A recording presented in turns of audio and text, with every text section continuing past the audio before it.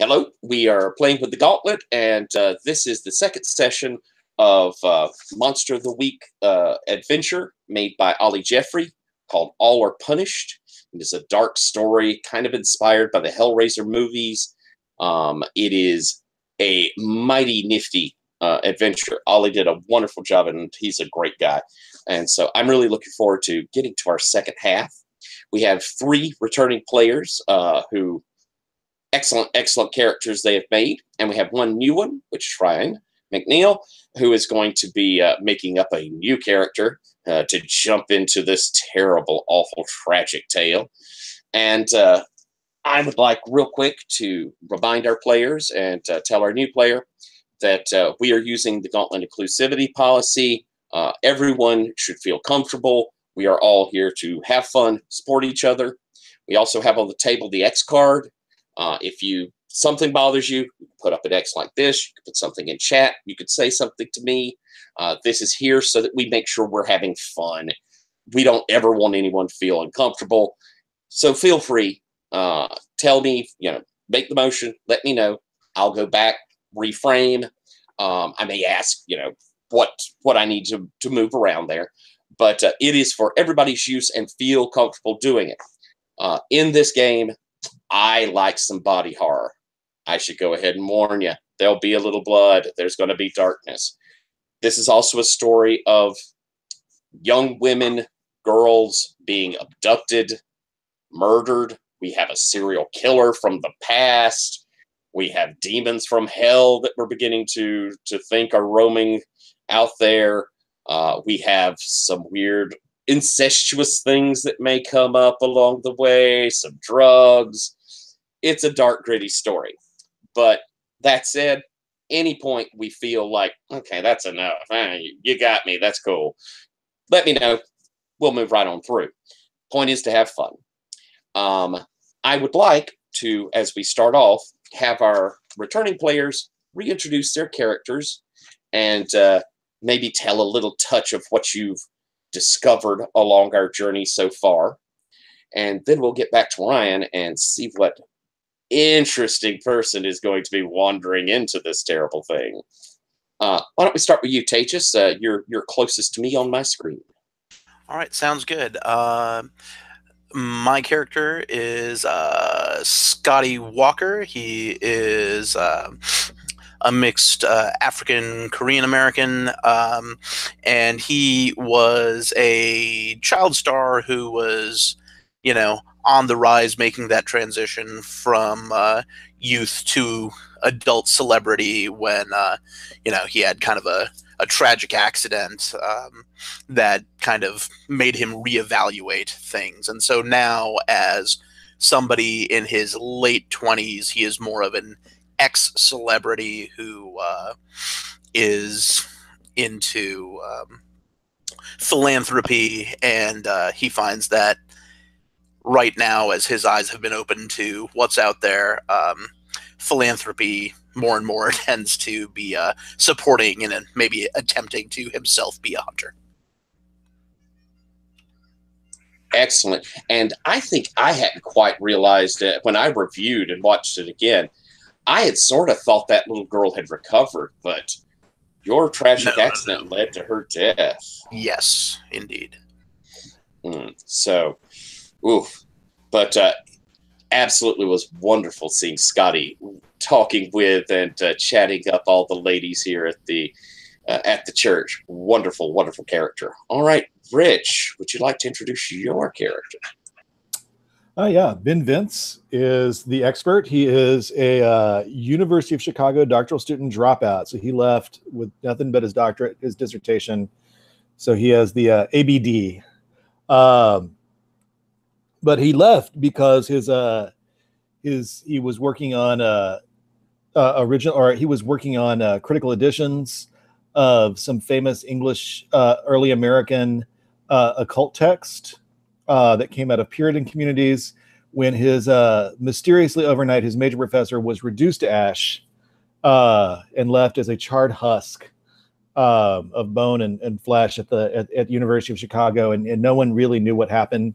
Ben stole all the books of power from his office before the police could arrive, and dropped out of school, and has been doing sort of like sideline quasi-academic work like editing or translating, so that he could sort of stay in Hyde Park and try to research the demons who killed his professor. Excellent. And we had seen in our last one that you were kind of friends with Molly Slugger, and that this had brought you along with kind of a dark feeling and a bell which had rung that something was definitely afoot with this, that there was a dark presence. There was an antique bell I had that was I think from an old church. Mm-hmm.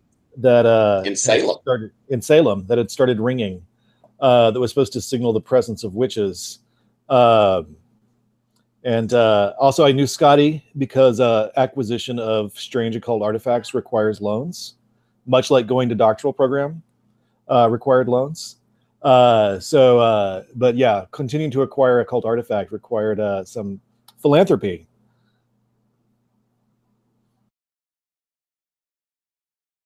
Excellent. And Patrick, why don't you reintroduce us to your character? So I'm playing Arthur Madsen. Fairly tall, sort of dirty blonde, very sort of stereotypical Nordic look. But he is an ex-EMT who just kept coming across weird bodies, weird situations, strange mystical or monster related attacks, and he would come to collect the injured or the dead, and it just sort of became a fascination for him, and he started up a sort of YouTube vlogging thing about his weird encounters as a sideline, and eventually just fell deep enough into the weird supernatural world that he left his job as an EMT. He's gone full time with this like Monster Hunter channel online. He's got his crew with him, Andy and Kyle, her camera and sound, and he's been traveling around looking for that like super credible shot or that really good story that's going to break him into the next level of exposure, really get him out there, and maybe get him a nice, sweet, like Sci-Fi Channel deal. Excellent. And it had turned out that you and Scotty were old buddies, and well, I did some in-between media types of work, and just to pay the rent when I was trying to get my channel to take off, I did do some paparazzi work, and Scotty and I may have had some bad encounters around that, but we eventually bonded, and Scotty's sort of good with anything that has to do with the supernatural world right now.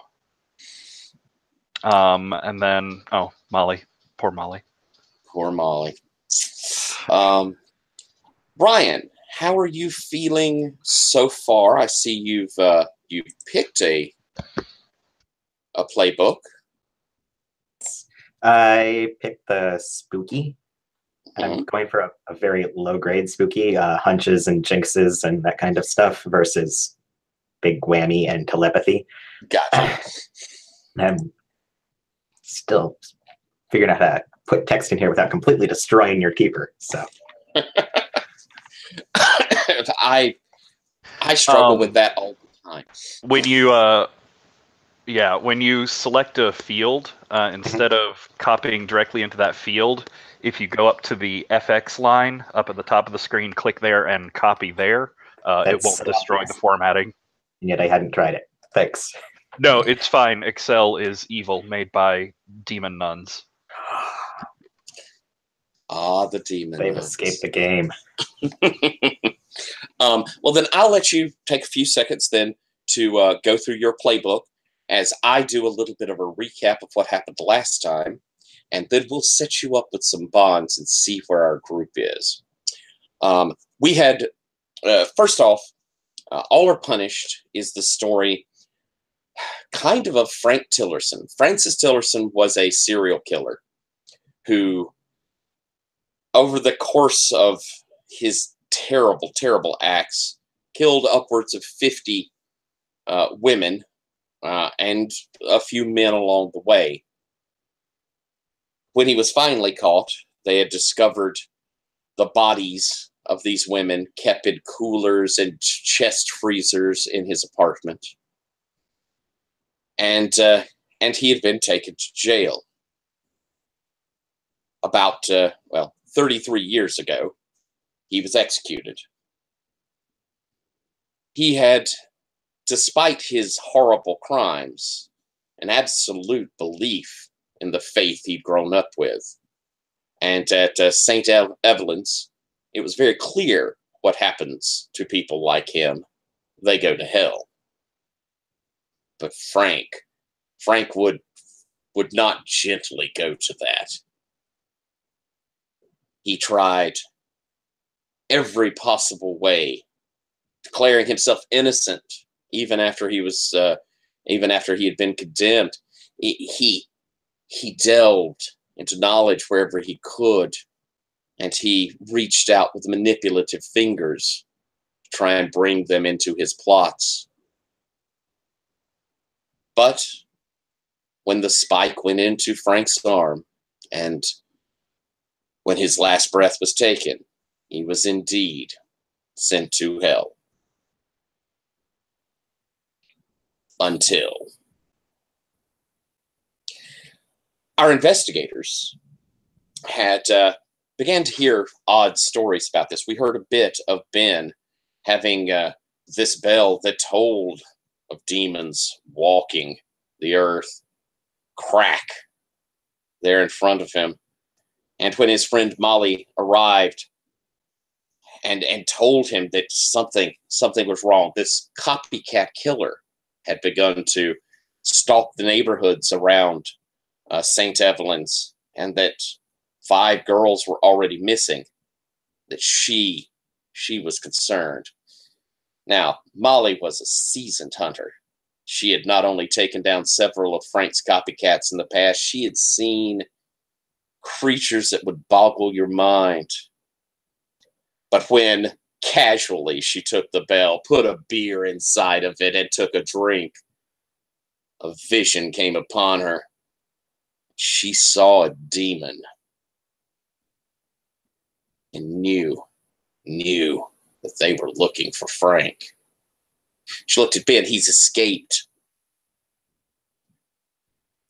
Meanwhile, Arthur had been hearing about these stories, and Arthur's not one to shy away from a story that's got a kind of creepy bit to it, and a serial killer's spirit returning might be wonderful. Well, not wonderful, but a hell of a story. And so had driven up, as about the same time Scotty had wondered about these things at a church where his family had gone, and so had given a call to Arthur and found out he was there in the town, down in Chicago. They had met up and drove over, as Molly and Ben had decided that they too needed to take a look into what was happening at St. Evelyn's. As the two groups came together, they had spoken with a nun there who had informed them that this sort of horrible thing going on, it was clearly a copycat, and she couldn't understand how anyone could want to be like Frank Tillerson, how anyone would want to emulate him, and even mentioned that while in prison, he had convinced some young lady to write to him, to fall in love with him, even to receive the sacraments. They were married into prison. Scotty had encountered the town or the church gossip, Miss Baptiste, and she had been more than willing to talk about the young ladies who had disappeared, and how one in particular, a sweet, sweet girl, had come and told her, just down an alley, had seen a horrible vision. A nun, white-faced, fangs, blood all around her mouth. Oh, imagine. After Scotty pried a bit more, she found out that Miss Baptiste had also been spreading tales of Frank Tillerson's spirit walking these alleys. A girl should be afraid to be out at night like that. But Scotty kind of made her realize how horrible it was that she had put this fear into this poor girl. And Miss Baptiste had told him, you know, I never wanted to hurt her, never wanted to make her afraid. She spoke with the police and told of this alley where this vision had been seen. It said that the young lady, which I believe was Sally, and worth noting, Ryan, if you look on our character keeper on the NPC and Places tab down at the bottom, you can see a lot of these folks I'm talking about. And I think I've moved somebody off there a little bit. But there's most of our people. I'm going to have to fix where I screwed that up. I can manage it. But you'll see all of these folks we're talking about. And Shelley Ford had come up and spoken with Arthur about how her girlfriend had gone missing just the night before. And she'd seen her speaking with a dark-haired woman and thought she was cheating on her. Actually, a couple of nights before. Been cheating on her, but when she talked to her, she said a lady from the church had offered her a job. You know, it would have helped us out a bunch. But then, and she never came home. And I found her phone out in an alley, and she would never have lost her phone, and now I can't find her. Arthur had sort of said he would help, got her phone number, suggested possibly a good private investigator, really, but that would try to find out what he could. While Molly and Ben had gone in to speak to the priest, who might know a bit more about this woman who had married Frank Tillerson in jail all those years ago. Rona Pierce was her name. And after Molly had stuck her finger right into the priest's chest to get information out, the priest had told them that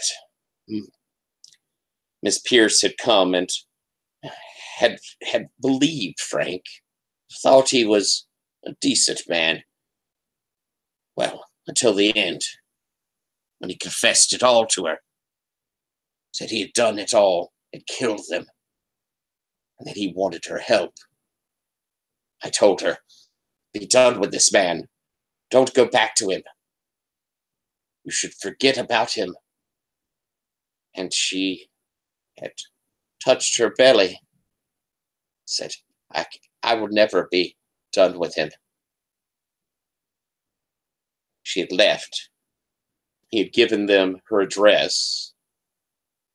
As at that moment, Ben had seen Molly reach into a bag and pull out an enormous axe and say to him, you've got some juju to do, this is it, and go tearing back towards the kitchen.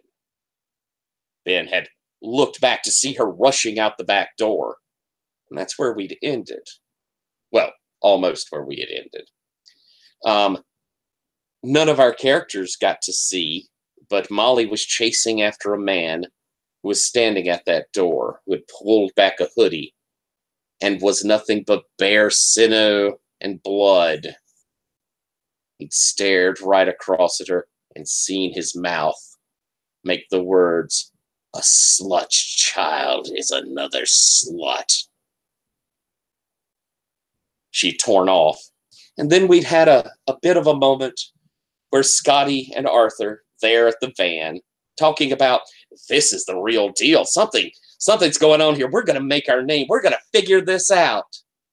And as the camera panned away, we saw a dark-haired woman taking a young lady off down the alleyways, saying to her, yeah, you would be perfect for a job.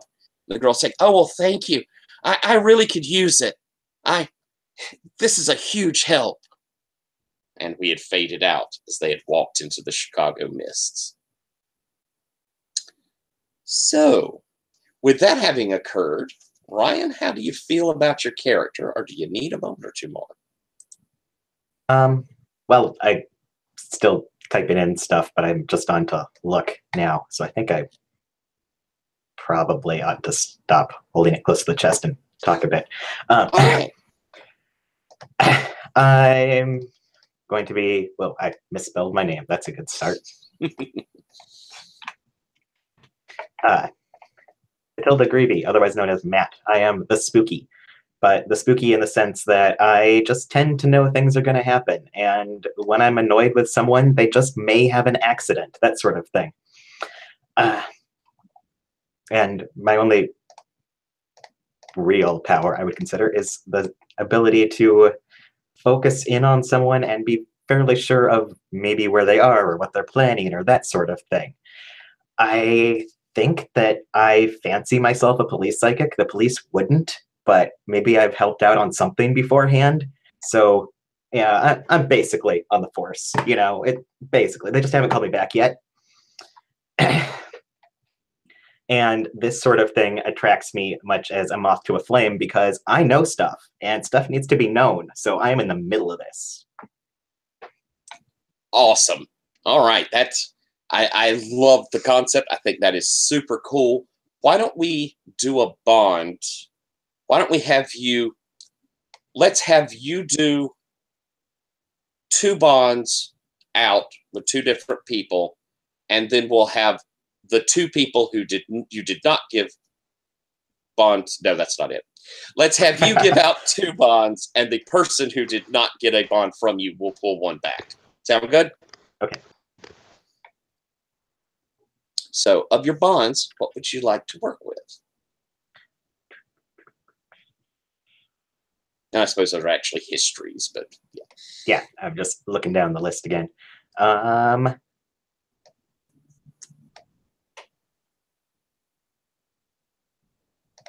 am old friends with, I guess, the expert, Arthur. That sounds excellent. The expert is Ben. Arthur's the snoop. Ben? Yeah. Oops. I can't combine you into one person. Okay. All right. Just to ask real quick, how old are you? Like maybe mid to late 20s. Okay. Ben, how do you think you know each other? I'm not totally sure how old Ben is. Ben's in his 30s. How did Matt go to college? Yes, and Okay. this is in Chicago, right? It is. Like University of Chicago. Okay, yeah, I probably taught you back before I dropped out. I was back when I was a TA. Yes, and I was probably a very attentive and good student, if a bit weird, and then went off to do who knows what. Well, Right. That's the question. Is it who knows what? Or has once Ben started off on this kind of supernatural investigations, did y'all keep up a kind of, if you're an old friend, did y'all keep up a sort of thing where you're both delving into that together? I think it's possible that you're the one who told me to go to Dr. Jackson's office that day Yeah. and told me to be prepared. Yep. That Wonderful. sort of odd call you might get out of nowhere from Or Matt just saw going, me. there's a thing, you need to go. Maybe you just saw me that morning on campus, and And do we think that this has continued on since then? Have you given warnings or little tidbits to Ben since then, Matt? Yes, I think I have. Sometimes just show up and say something's happening, or sometimes just text out of nowhere saying, so something's up, you should be aware. Cool. It might get kind of irritating. I'm not totally sure how into it you are, but Matt's like, oh yeah, I've got a study buddy. yeah, Cool. I think I'm a little intimidated and a little worried. You might think I'm more of a badass than I actually am. What are you talking about? You're a total badass. I have Yeah. full faith. So Ben, then you also know Matt's talents, her talents. So, kind of to keep in mind as we perhaps call in someone. All right. Want to go with a second history there, Ryan? Dr. Jackson, you said? Dr. something? Oh, Ben, what was the doctor's name? The teacher you had that died? Oh, yeah. I just made up Jackson, so. Okay. That is what I'm typing in. I just want to put in a completely different name. Oh, yeah. Cool. And my other one is...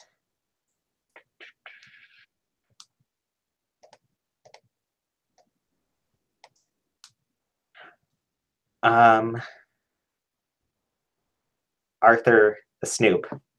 Only one person this time. Saw me use my powers for selfish or vindictive reasons once, and you have to pick who the victim was. Oh, nice. Huh. I think this should be nicely melodramatic. I think it was Andy, my camera woman.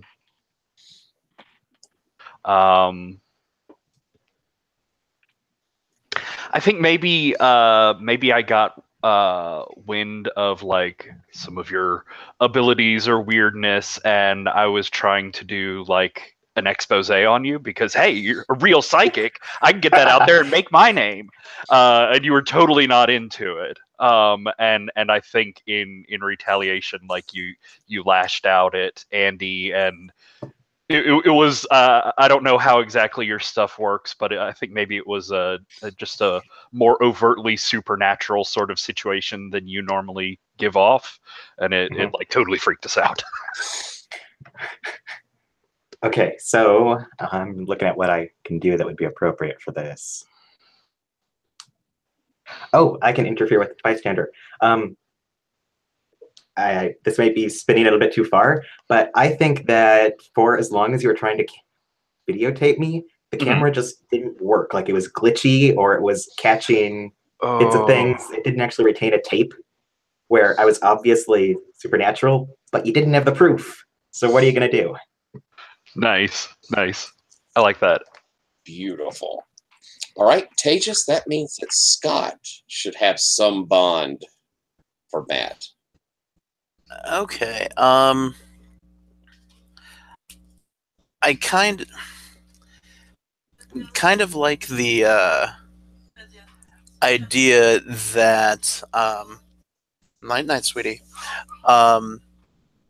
Maybe my first experience with monsters. It says they introduced you to the existence of monsters. Tell them how you feel about that. I feel like whether it was just coincidence or whatever, maybe I was about to be Monster Chow, and all of a sudden this girl shows up just because I have no idea why she's there, and she grabs me by the arm, pulls me aside, and if not for that, a werewolf would have taken off my head or something like that. I think that it was sort of my first kind of awakening because I've since touched base with Arthur. I've long known Ben, but that very first, that kind of shock to the system experience was essentially because Matt prevented me from getting my head ripped off. What you think of that, Matt? That worked for you? Excellent. And That's perfect. Probably considering how Scotty keeps up with these sorts of things, you've probably seen since then that Matt's name will pop up, when the police consult with someone. And we're playing in the Monster of the Week world. They definitely consult with psychics. I mean, every cop's got to consult with a psychic somewhere along the way. Cool. All right, then. I'm going to hop us into play to at least get this very first scene out, and then we'll get you worked in here, Ryan, very shortly. Ben, you see Molly go charging out the back as the priest goes, "Oh my! What? She has an axe!" Yeah, she does. Holy crap. All right. I start sort of like one-handed fumbling in my bag because I'm trying to find Increase Mather's warding book of Puritan wardings. Mm-hmm. And like, it's in a Catholic church, but it's going to be awkward. So we're just going to deal with it. And then I start sort of, I'm not running after Molly, but I'm doing the fast walk after Molly. Because I'm like, oh, this is going to be bad. This is going to be bad. And I only have this book by this. Okay, this is going to be bad. But I can't leave Molly by herself. All right. As you start following behind, you've got the book. You hear outside the sound of a gunshot. Oh no. That does not seem good. People start yelling inside. I pick up my pace and go from fast walk to light jog. All right. As you reach the door and come out, you look down this alley, and you can see Molly has run towards the end of it, and you can see where it tees. And she slumped down, and you could see blood pooling up beneath her. But she sort of leaned up against this wall. I jog fast straight towards her. She looks back at you, and you could see, first off, that there is an enormous blood stain across her chest. You could see where her axe is laying beside her. You could also see that there was a cut that started here and has moved down. But she does not look good at all. And as she looks up at you, she sort of, it was him, Ben. He got out. Got out of hell. I start looking to see if there's something I can do, if there's some place I could press to stop the bleeding. You rush over and put your hand. She's and as you're holding her, there's this rattle of this last breath. She looks up. Ben, you've got to send him back. Oh, that's big. Oh, wow. Okay, that's really big. I'm not saying that out loud, but that's sort of like oh, yeah. As she collapses into you, the lights in this alley seem to blink. Behind you, it's as though the city completely, you could hear yells inside the building, you could hear the traffic, all of that sort of mutes, and there's this pressure that presses down on you. You hear a sound like birds' wings around you. As coming around one of these corners, you see that stone-faced nun. She's maybe 4 foot tall. But as she steps around, you can see she's holding this chisel and a mallet. There's blood on the chisel. As from the other T, you see our demonic nun, the horn, Sister Improbus. As she comes around and she licks her lips lasciviously in her leather cassock. You sort of cringe back from them as you smell this carrion blood smell over your shoulder and hear this deep breathing. Looking back, you see Mother Superior standing behind you. Where is our prey?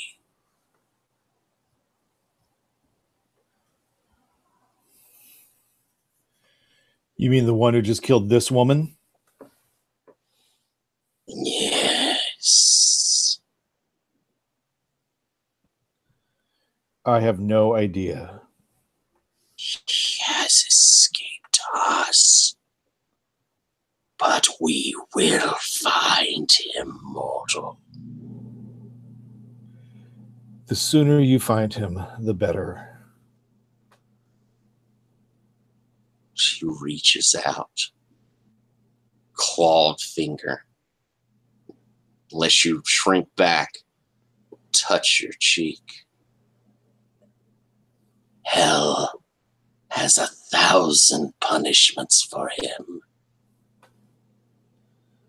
Hell has infinite punishments. Let's just hope they have better chains to hold him with this time.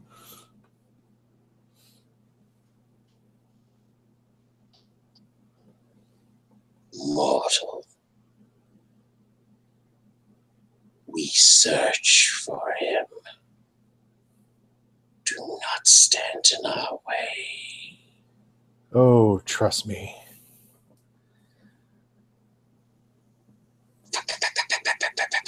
The lights, there's this sort of blinking as she steps back, and you can just, it's like she disappears in that strobe behind you. That stony figure lays her chisel across the bricks of the building as she disappears around the edge of the corner. The final one licks across the cross as she backs into the shadows. Sound of the city rises up to you, and you realize you're holding Molly, dead, bleeding. Behind you, you hear Father Leahy say, "Oh my God! Oh, dear Lord! Is she all right? Is she all right?" She's dead. So as that gunshot went off a minute or two ago, I was going to hop to you two, hearing this gunshot.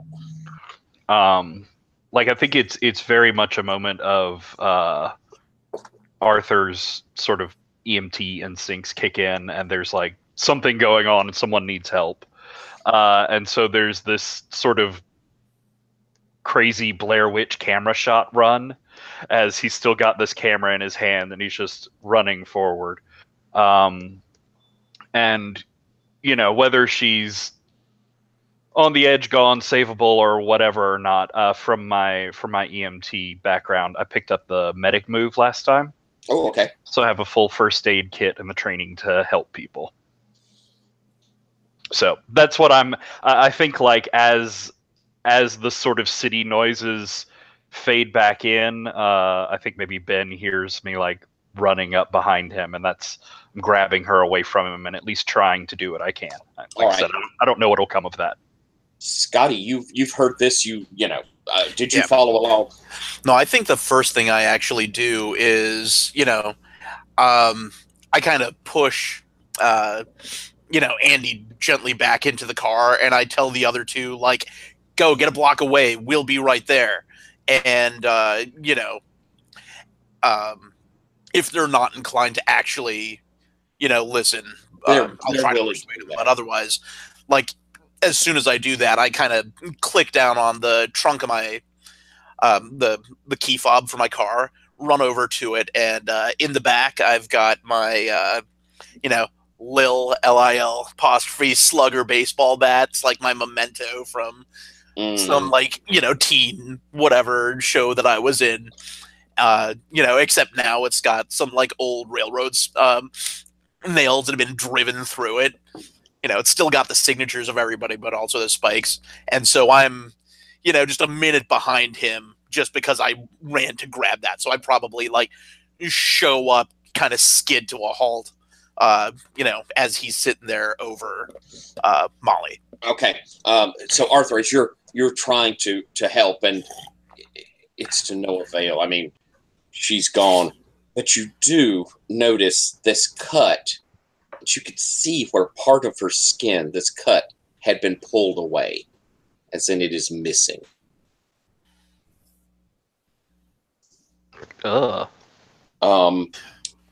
Would you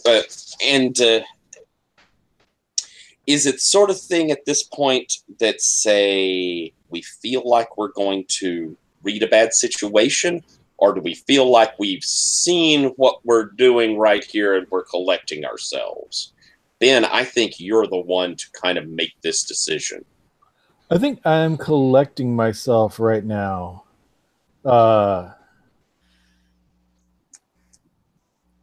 Actually, no, I think I'm trying to figure out the situation. I'm trying to figure out where could I'm trying to figure out a lot of things, but my main question is figuring out where this attack could have come from.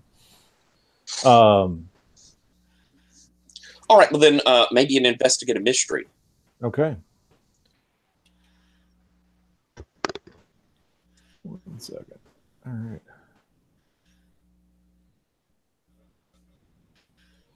That is an 8. Okay, so you got one hold. All right. 1 second. In between the sheets.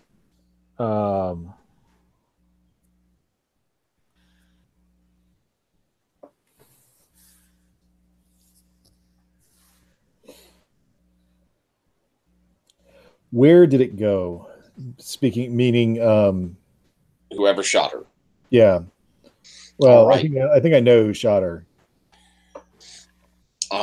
As you look, and you kind of, this unbelievable thing that you saw, and now here's Arthur trying to save Molly, and the priest is kind of in hysterics, and you've got people back behind who are calling the police. You kind of get that cool, detached moment. You survey. You look down at the axe, and you see that Molly did not go without a fight. There's blood on that axe head.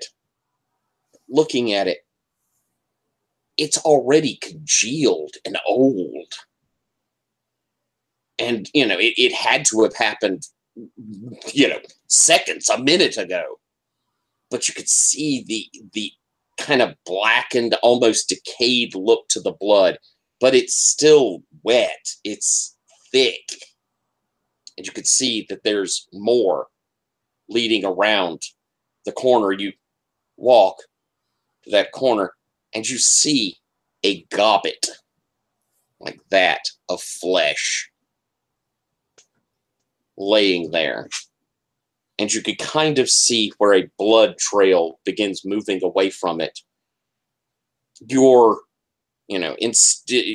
You've investigated sorts of things. You could see whatever was dropping this blood, and we have a good idea who was running, because you could see where it, the spray of it, clearly someone was running away. This had fallen and they run, but that blood just stops after about 10 feet.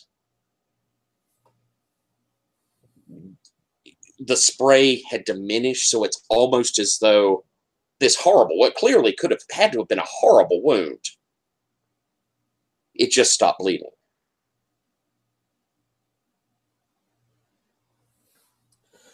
Is Scotty kind of standing there not doing much right now while other people are...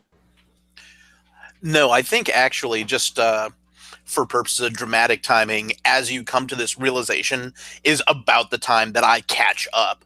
And I sort of skid to a halt and say, "Oh my God, Molly, what happened? Which way did they go?"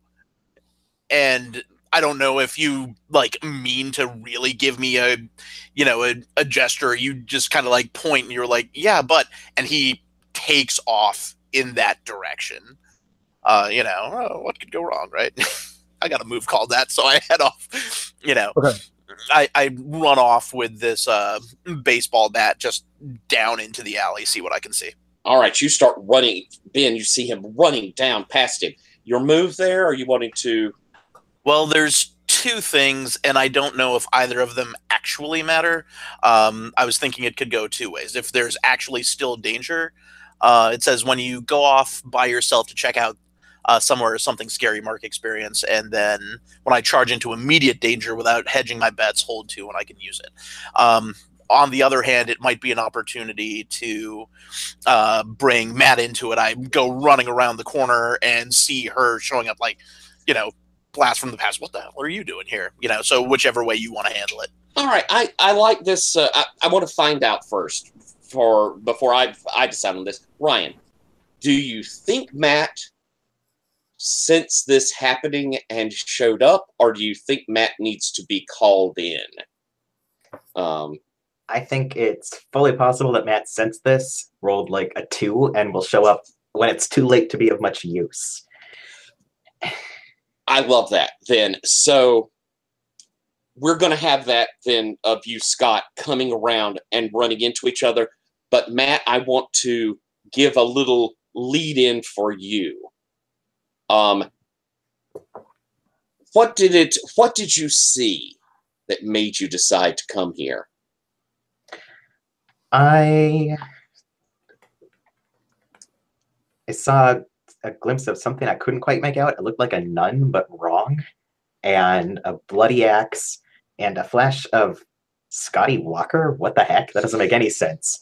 And just knew that I needed to make it to this church. So I'm trooping down the maybe road. A flash of Google the Maps up, trying to figure the out where St. church is. Evelyn sign. Yeah. Excellent. All right. So as you had arrived and are coming kind of from that end, you had seen someone run from this alley. Covered, they had a hoodie on. They're running along. There's kind of a limp, and they're in the distance as you're coming up. You see this person kind of limping, but it's not natural. It's not like they're limping from pain. It's like they're limping, like if you took and broke a crutch, then the person would have problems with it. There's no pain to the run. It's just the leg doesn't want to hold them properly.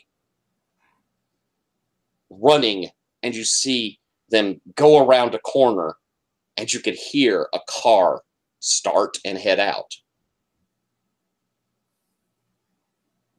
As suddenly Scotty Walker comes around the corner. So I'm focused in on this car, and then all of a sudden, Scotty Walker, distracting me from what I was going to do. So what is going on? I assume that had something to do with why I needed to be here? The limping? I imagine that... Sort of limping? Actually, I kind of come around the corner, and the first thing I see is just a body. There's no, like, actual recognition. And so I sort of, like, stiffen up, not expecting to, like, oh my god, I might have to do something. And I just kind of put out a hand and, like, kind of shove the person back and then drop into it, you know, like, get ready to swing. And I'm like, wait, Matt? That's a downside of wearing all black at night, especially loose flowing black layers, is that you're kind of hard to make out and harder to identify. Yeah, so maybe I even knocked you down, and I'm like ready. I'm like, oh, Matt, what the hell are you doing here? I've got a hand up, like I'm prepared to do something. Who knows what? And Scotty Walker, what are you doing here? I knew you were going to be here, but what are you doing here? I kind of straighten up, and then I kind of like look up, and I realize I'm a Mouseketeer with like an assault bat, and I kind of like swish it around and like put it behind my back, and you know, reach out a hand to help you back up to your feet, and say, weird things are afoot at the Circle K. You know, no, a friend, somebody that I know, somebody's been hurt and crazy things. I'm sorry. Coincidence just seems to abound. Did you see anybody? Has anybody come through here? Let him help me up and start dusting myself off. Saying, oh yeah, there's this, I think, guy. It was hard to make out. He was kind of distant, wearing a hoodie and walking like he doesn't know what his leg is for, essentially. I mean, it wasn't holding him right, but it didn't seem like he was pausing the way you'd expect from a broken leg or something. And a car started up. I was going to go see what was going on, but then you tried to kill me with a baseball bat, so... I'm so sorry. I just didn't I didn't expect to see you. I expected to see whoever that would... You said a car? They're gone? Yeah, and I heard a car. And I kind of just real quick run down, make sure everything's gone, and then say, Shit, I guess that's our opportunity. You know what? There's some people over here. If things this weird are going on, you shouldn't be out here by yourself. Come on, why don't you come with me? Let's head over this way, and I can introduce you to some folks. I'm gonna cut as you are saying, "Come on!" As you'd run down that road, you'd look down there. You could hear police on their way. Arthur, despite your efforts, Molly's gone. I think he's there. Like, he keeps trying. Like, well after it's pretty obvious that she's gone. And he just has sort of a breakdown there in the alley of, like, he's covered in blood, Ben's covered in blood, and this was like, he was just telling Scotty, like, this is Molly fucking Walker. That means it's something serious going on, and that she's the one that can solve it. And here she just got, like, taken down in 30 seconds, and this is insane. And this is bringing up some of the other reasons why he left being an ambulance driver, of just like, this shit is hard. The father has come up and puts a hand on your shoulder. She's gone, my son. Yeah, I know.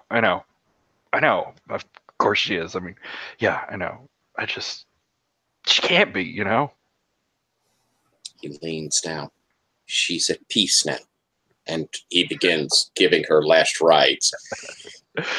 He wouldn't want anything like peace. Ben, you see this going on behind you. You've seen Scotty just tear down that alley. What are you doing, sir?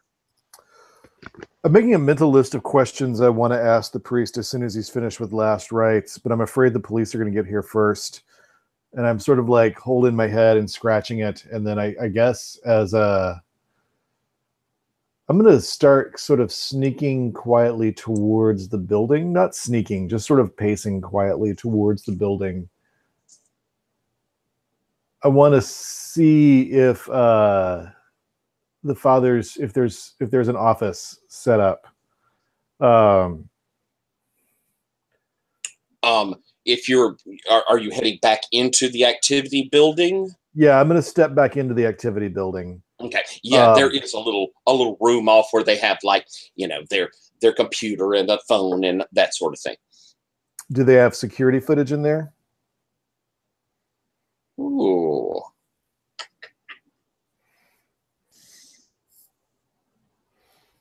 I'm gonna have you just check on this. Why don't you roll me an act under pressure?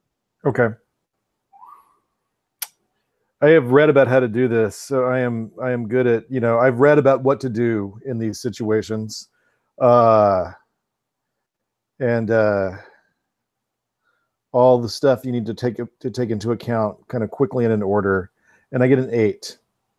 All right. You do see that they have cameras set up. It's a place where the homeless come, and that can occasionally bring crime with it. And so you can see that they, on their little computer screen, as you're looking down it, they have some cameras placed around this activity building. You start clicking, kind of checking the cameras, looking through them, and I'm going to get a tissue out, I think, to make sure, keep the blood off my hand from touching the computer. You click through. I'm guessing you're wanting to see that image of her coming out. Yeah, I want to see if there's a parking lot shot at least. Oh, back from... it does not carry... they don't have cameras that go all the way back to there. But you do click. And by the random chance of how you click it, you see Molly come running out. She's ready to strike. There's a figure, the hoodie on. She strikes down, and you could see that axe take off his left calf. I mean, the entirety. That's that chunk of meat you saw. took the entire left calf off. That figure does not even seem to register it.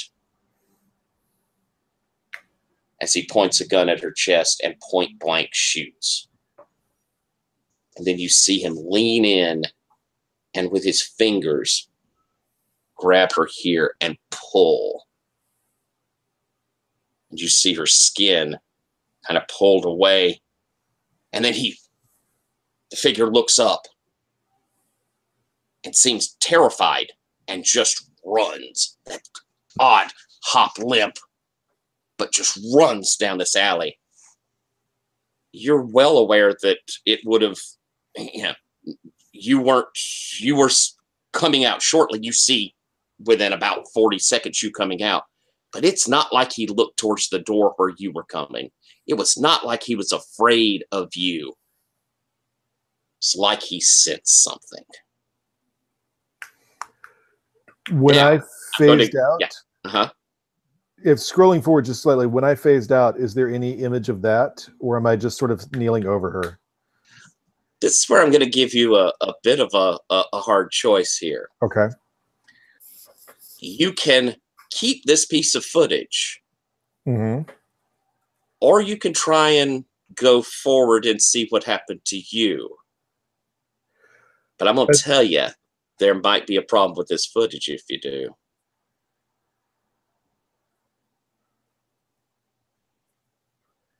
I'm going to pause it. All right. You hold with that on it.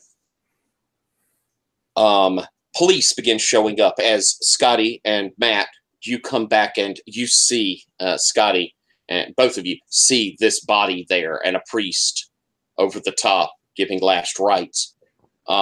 There's now there's noise of people who've come to the edge of the alley and are looking down, and a couple of folks are looking out the door, and you see Arthur, I suppose I'm accurate to say weeping. Weeping there beside it. Scott, there's no doubt Molly's dead.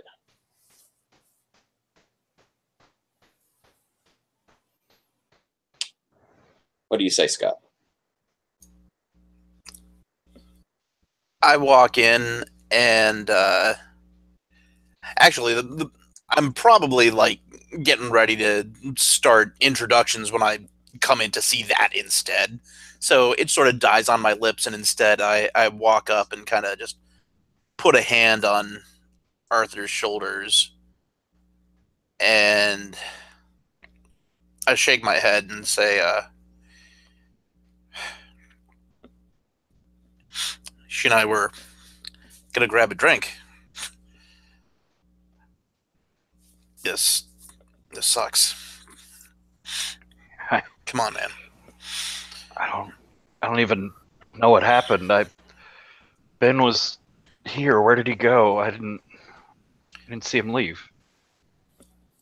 I don't know. When I came back, it was just you guys. I ran into somebody who says they saw something, but maybe now's not the time. Or honestly, maybe right now is exactly the time.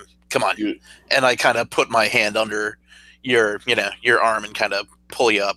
There's nothing else we can do for this right now.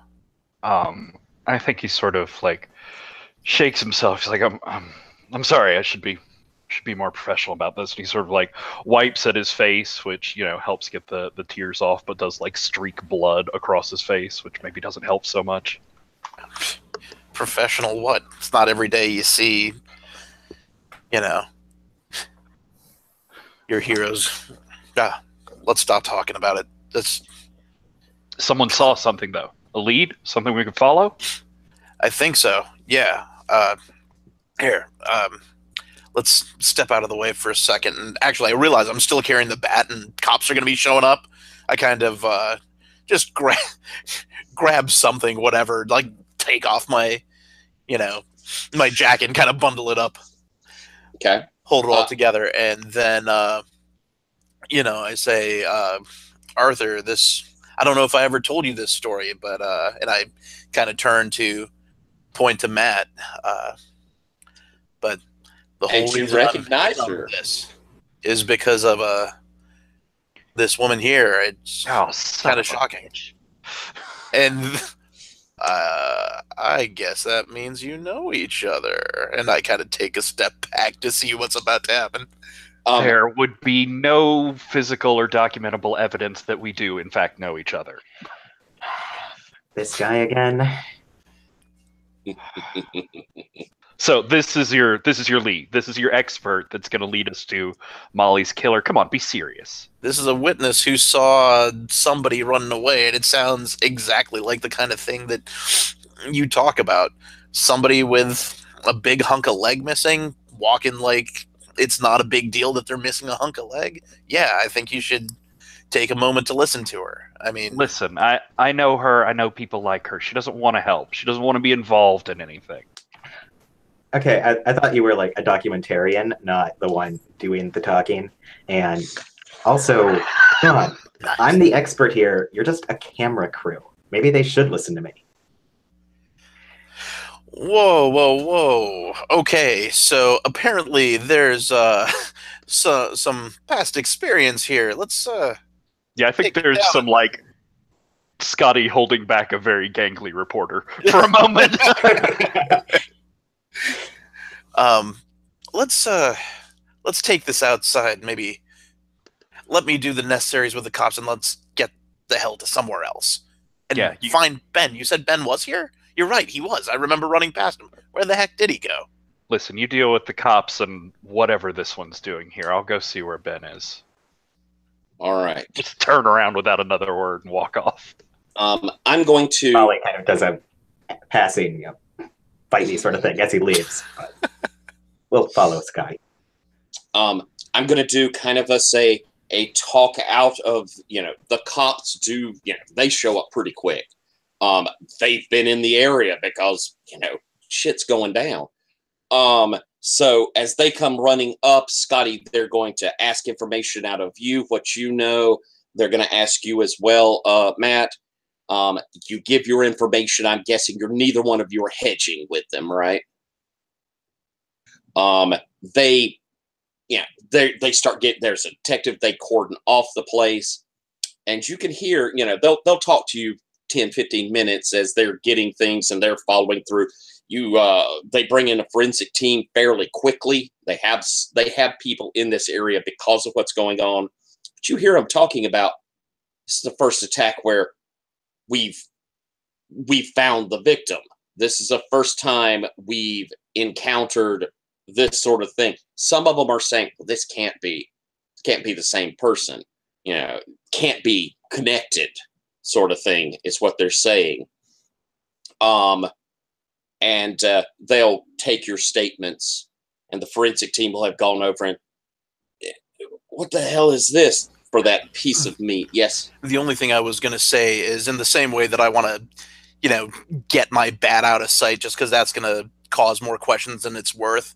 When I realize her axe is also still lying around, I don't know the goofiness with it, but I'm going to, You're going to go ahead and take it. Yeah, I'm just taking that, and There's the cops also don't her- even need to know that it's there. There's also her shotgun and her brass knuckles. Actually, I think right. if I'm out there, Scotty, I'm gonna shake my head at you. Do not touch your axe.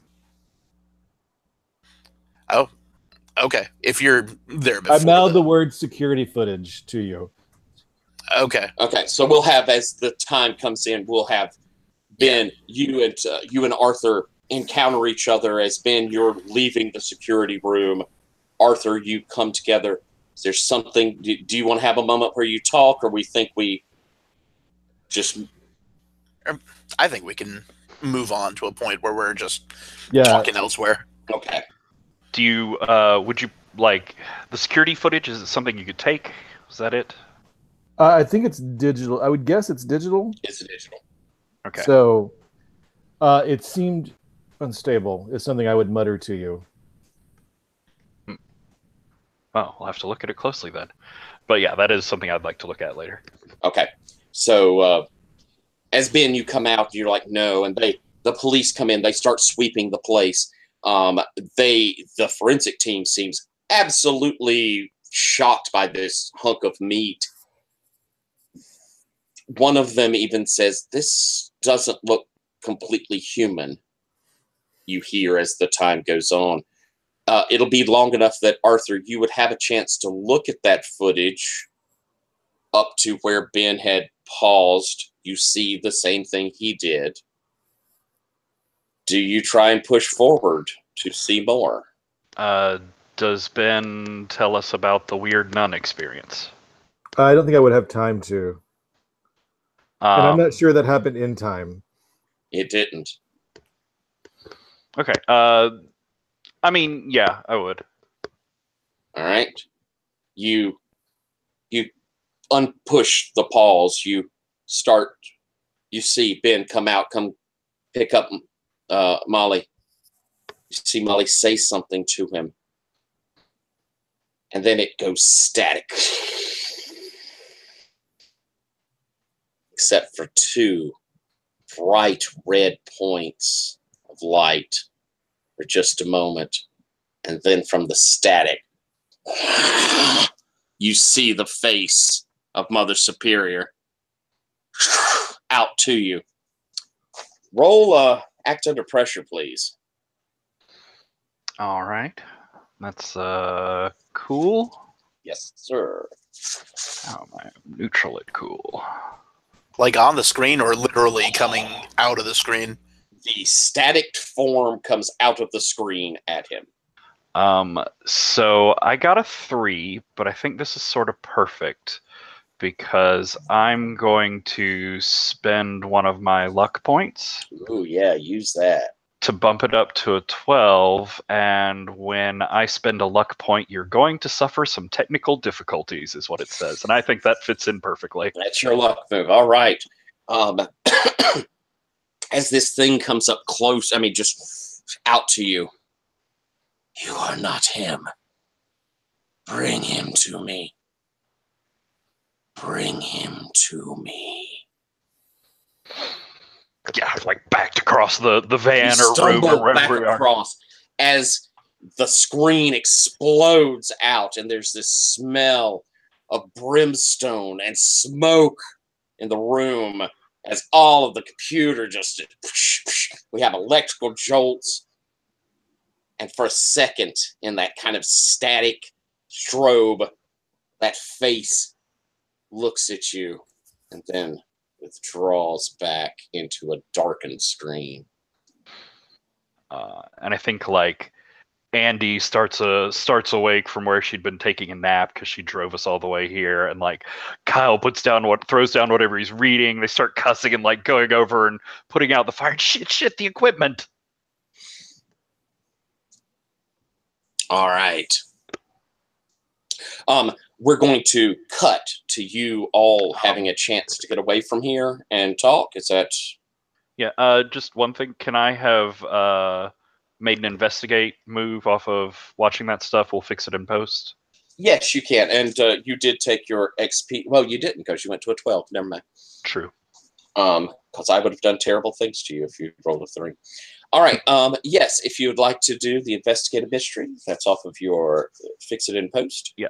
So that's a 9. So move forward while I think about a question. I'll get back to you. All right, then. So as we'll have you thinking about what you'd seen through there. Where are we heading off to?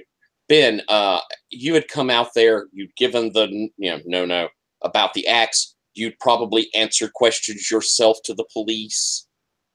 I don't think I was terribly friendly, but I was as terse and thorough as tersely thorough as I could be, without getting marked as a crazy person. I made sure to tell them that she always said her parents were killed by Frank Tillerson. As soon as you say that, they, yeah, I got you. You think this has something to do with what's... No, look, I said she thought she was killed by Frank Tillerson. That's all I said. Do you want to know what she said when she died, or do you want to give a commentary on it? Sir, we'd be happy to hear what she had to say. That's what she said.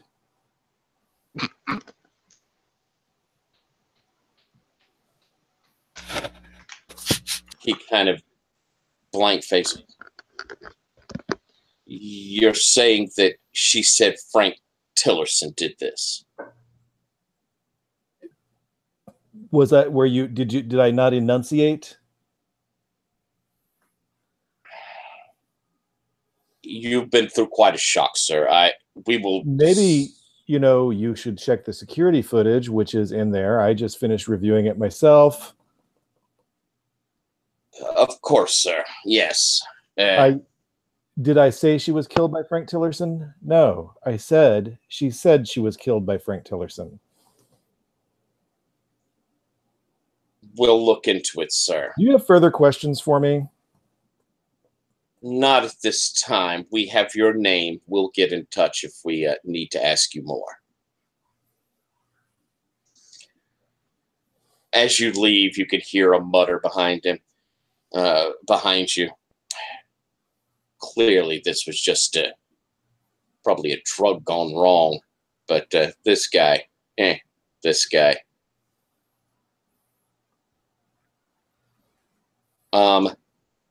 You guys leave. There's, so much ruckus. Y'all can able to head out quietly. Where are we heading to, Scotty? I feel like there has to be a bar, right? Like a bar that I don't normally get to because I don't have the right cred, but like I've always heard that hunters hang out at this place. I tried going in once and got like the hairy eyeball and quickly left just because I didn't feel like I was, but now I've got company. I mean, people who are actually in the biz. So I act like, it's no big deal. I'm like, oh, hey, let's just head over to Max and, we can figure out our next step, and meanwhile, I'm like, yes, let's go to Max. Oh, I love a Dresden fan. All right. So we're gonna take us to. We're all here at this bar. Do you have your question you'd like to ask Arthur real quick? Yeah. In either the video lead up to it or that interaction with the nun there, your choice. But what is being concealed here? As you think back, it's one of those things of such a shocking sight. It takes you a minute to kind of parse through what's around this face, this static. There was something there. You see an orb, faint in that static, but you can see that it has bands around it. They're spinning. So yeah, see writing on those bands. I think it is. I think as Andy and Kyle are like fanning smoke and trying to put things out, like I'm there sort of frantically sketching on a scrap piece of paper, trying to get this down before like the image of it leaves my mind. All right. The one thing for certain you see is this thing is, the writing on this. You can see the Sanguinavin, Sanguinavin, Sanguinavin, is written across one of these bands, and the other is in Infernus. That pops into your mind. Okay. And so we're at the bar. We are at 9:30 or ish. I think it's time for our first break because we'll get back. Let's do a break. Then we'll have our discussion in the bar and formulate where we're going forward. Because we got some stuff really kind of pushed in on us. And it may give us a moment to have Matt and Arthur have a tender little reunion. Yes, I'm sure. So we'll be back in about 5 minutes.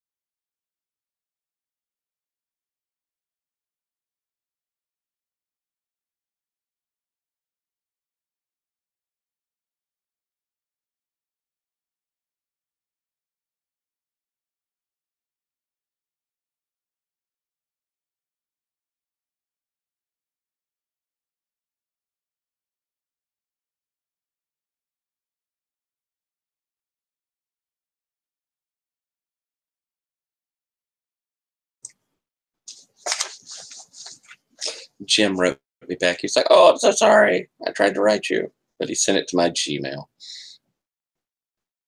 Mm. I'm so bad about checking that Gmail. Told him we missed him. We'll wait for Tejas to get back, but I got an hour and a half left, and I want us to get as much done, so I may be pushing us kind of quickly here, because I want us to get to a good resolution. So if I seem a little hard framed, let me. I'm gonna try and push us into it. Along with that, though, if there are moments where you want to get in some good character, say, hey, let me do this, or I want us all to get good satisfaction out of it, but I may push a little tighter in. All right. Everybody's back, and Jim wrote to us and said he was sorry he missed us. As I told them, Tejas, I'm going to kind of hard frame us a little bit because we're running out of time. But if there's anything you want to get in, feel free to reach out, grab a hook, say, hey, let me do this. That's fine. I'm probably going to start hard framing us a little bit more so we can get to an end. Because we've got an hour and a half. So, you guys meeting up together at Max. It is mid-evening, and the place has its usual crew of the unusual, and in some cases the downright nutty. But y'all are easily able to find a quick booth, and Mac will come over and drop off drinks for you. His beer is famous, and you can have a moment or two to talk. I want to ask real quick, though, Matt, before you left, I know you have a move that kind of lets you get in the mind of a monster there. Did you do anything before you left the scene of that murder, or would you rather not? I didn't want to slow it down any by asking to use a move, but I would totally be interested to know some tune-in questions. All right. So why don't you roll that, and we'll say that you had done this and kind of had kept it to yourself till you had everybody here. So roll it up. Yeah, I was too busy fighting with Arthur to tell him what I knew just then. I'm curious what your spookiness looks like. Do you need any sort of materials or blood or anything? No, but Matt is not above using them if she thinks it'll freak someone out. Awesome. Nice.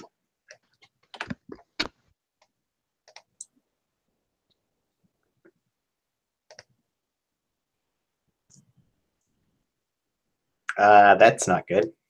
Uh-oh. So 5 + 2, 7. Oh, well, that's not horrible. You get to hold one on your list. Do you wish to use it immediately, or you want to use it later? I'll use it later. And all right. You could also spend a luck to get 12 if you wanted, just since you have the system. Yeah. All right. I think I'll sit on the luck a little bit longer before I start throwing at problems. All right, then. So as you reach out in this area, you hear in your mind screams, pain, anguish, and a man's scream. But part of that scream is also this almost orgasmic pleasure. This loss of control that the pain is bringing on. And it hammers into your mind. If there is a sound of hell, this is what it sounds like.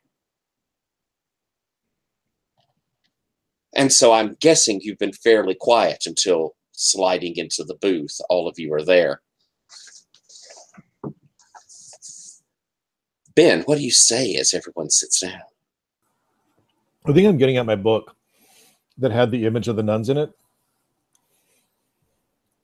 And I'm explaining that I always thought this was just some sort of anti-Catholic, Puritan bullshit, meant to like increase superstition against Irish Catholics who were immigrating to the colonies and yada, yada, yada. But this is what I saw in the alley. And I point to the woodcuts. So these demon fucks are what took down Molly? No. You saw the video, right? Yeah. Frank took down Molly. I mean, Yeah. that's what I completely believe. That's what I saw in the video. I mean, I was about to say, how's that possible? But that's sort of a ridiculous question.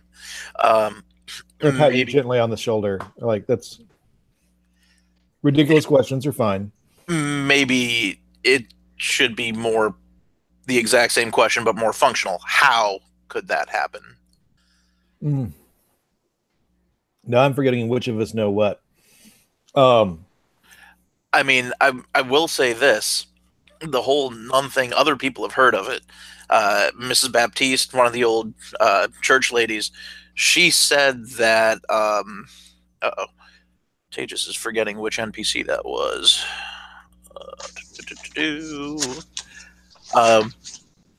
Talking about Shelley, I Shelley, think. yeah. Mrs. Baptiste said that Shelley was talking about seeing some crazy monster nun. So, I mean, I think if you saw it, other people have seen it. It's just a fact. But what I'm not clear on is what does that have to do with Frank Tillerson? I say as I sip down my drink. No, Frank Tillerson was in hell. Fully believed he was going to hell, right? So he was in hell. And then he got out. And now these folks want him back. All right, there's a lot to unpack in there, but let's just go with hell as a place and nuns as jailers? Dementors. You were Prison planning at hell guards. nuns?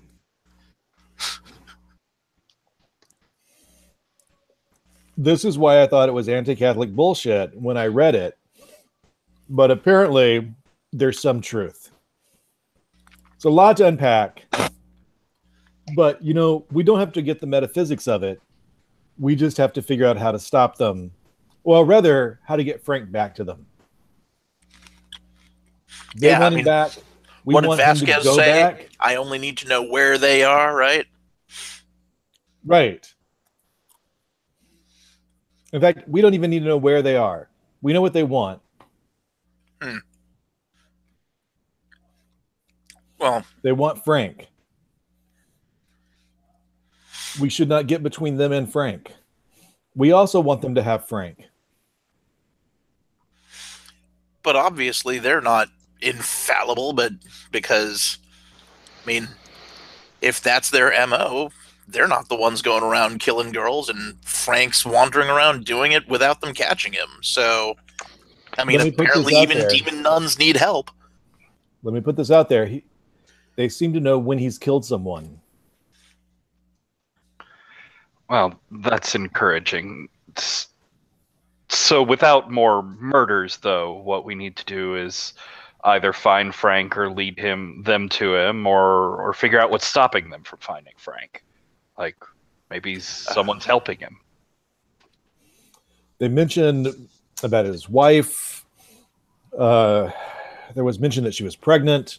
I mean, no one says that, but then, uptight people never say the P word or the other P word or the whole list of words that uptight people don't say.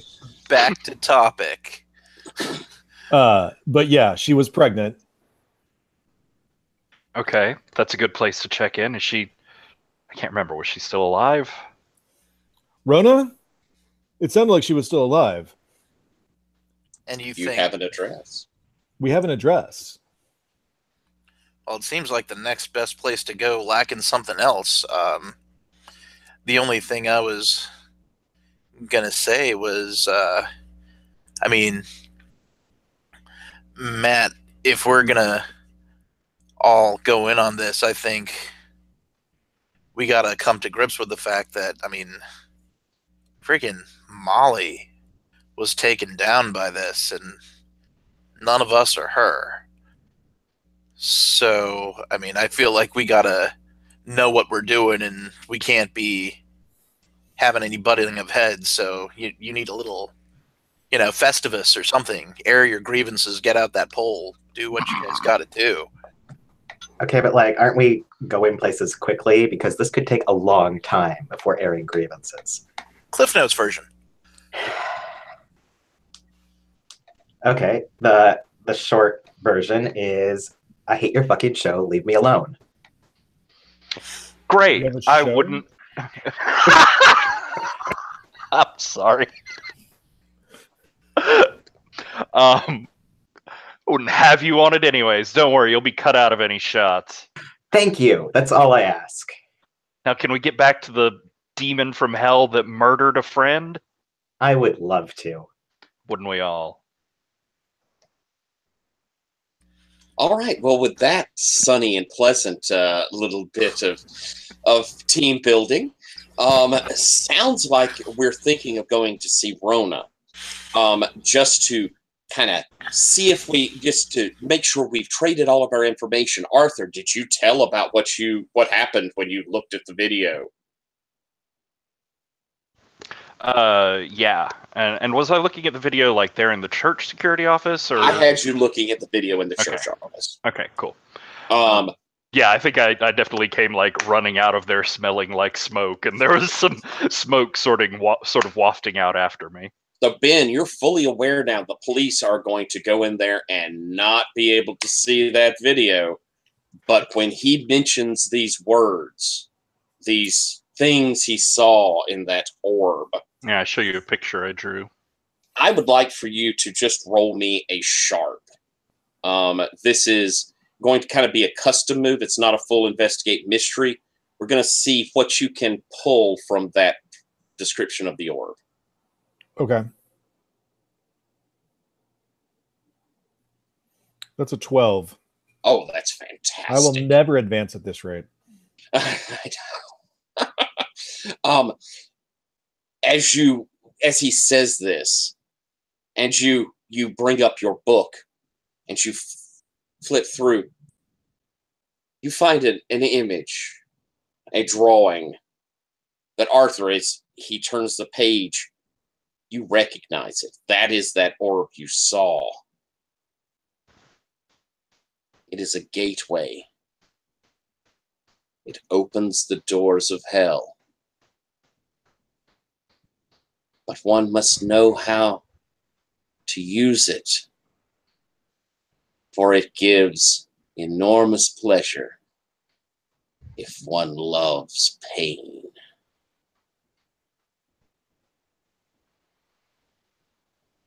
And that is the gateway to that segment of hell where Frank had been serving out his damnation. Great. So someone found the magic S&M puzzle ball, let Frank out of hell, and now evil demon nuns are chasing him, and we just need to help them drag him back through. That should be fine. That's exactly what my specialty is. I really don't think any of us are specialized in this, and considering that the police we just had conversations with make the Chicago homicide unit seem like a fucking branch and made entirely of Sherlock Holmes clones, then I think we're gonna just have to be in over our heads. With that said, I suppose are we heading off to see Rona? Is that I assume that I got the quick background thing before we actually joined in at the bar. Uh-huh. Okay, because I assume that was just cut to make this flow smoother. Yeah. Because yeah. nobody gets this guy. Yeah, you guys would tell Matt what all you have discovered so far, right? Yeah. Unless you don't want to tell me. But, well, I was gonna say, like, I wouldn't mind just like a little mini scene with Matt on the drive over to Rona's, just because I'm That's assuming cool. we're in different cars, and so we can kind of cut in on that scene like after I've sort of unloaded the backstory. Maybe she says like, so wait, what exactly is going on? I go blah blah blah blah blah blah blah. Eat plot. Okay. But then we're driving and it's quiet, and it stretches into that sort of uncomfortable silence, and then kind of finally I look over at her, just kind of side eye. I'm like, so 7 years. That's quite a time to come out of nowhere. I mean, I'm sorry. I didn't mean the first time to like weird you out or anything. I really was just grateful. I wasn't trying to, parlay my name into anything. But what the hell? Like, it just is crazy that I've run into you twice, and both times have been something like this. And I don't know. I mean, I'm intruding. If you don't want to say, don't say. But now, I was going to ask what it is about you that seems to get you into these scrapes, because I didn't expect to see you again. Certainly not pursued by hell nuns. And well, I think as far as some of them are concerned, the only thing that gets me into things is my wallet. But I mean, I don't know what you like yanking me out of that alley so that like I didn't get my head taken off, like that we actually had a chance to run away. I would have never thought that something like that could exist, and I would never have survived to do anything about it later. I've been trying to find out what I can find out, trying to do what I can. I mean, but what the heck? I'm just some dude who goes to the local, soup kitchen and, smiles. So the only way I touch in on it is when guys like this need a little bit of hand. right, so essentially, you're the supernatural Batman here. Yeah, with no bat cave or kung fu, but I feel like no, I'm more of the supernatural Shark Tank. They come to me and say, "I've got a thing for you," and I'm a sucker and always go in. Yeah. Just don't try to monetize me, and we're cool. No, not at all. Not at all. I just always wondered where you had come from. My luck that day, it would have run out if it hadn't been for you. And I've wanted to track you down, but I didn't think you'd appreciate it. And then all of a sudden, you show up again. So fair call. I mean, I wouldn't have expected stalked by a former musketeer to come up, and I probably wouldn't take that super great. But yeah, I mean, it's what I do. I mean, I know what I'm supposed to know. Things work out. So you just know? I mean, like, that's why you showed up? Because you just knew? I mean, Arthur has to study and stuff. Let's say I had a hunch. Fair enough, I guess. I mean, weirder stuff has happened. And that's probably kind of on that note that we finish the conversation. All right.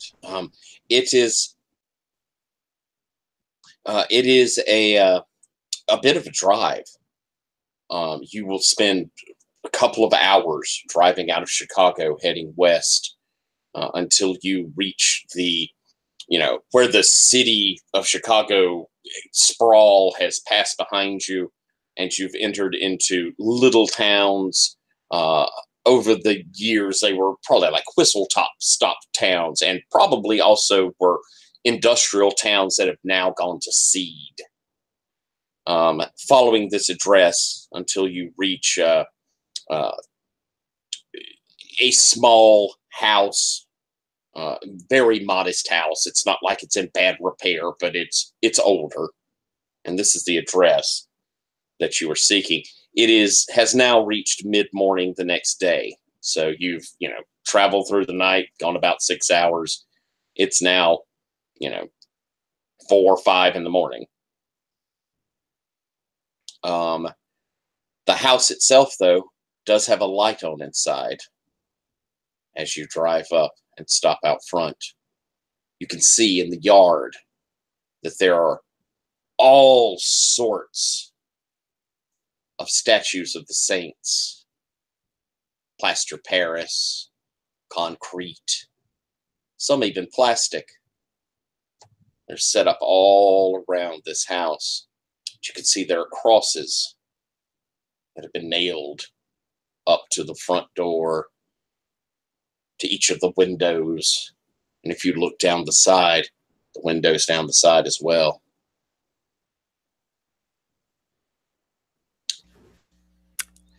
Wow, this looks exactly like what I thought it would. Let's Yeah, go this inside. definitely looks like our place.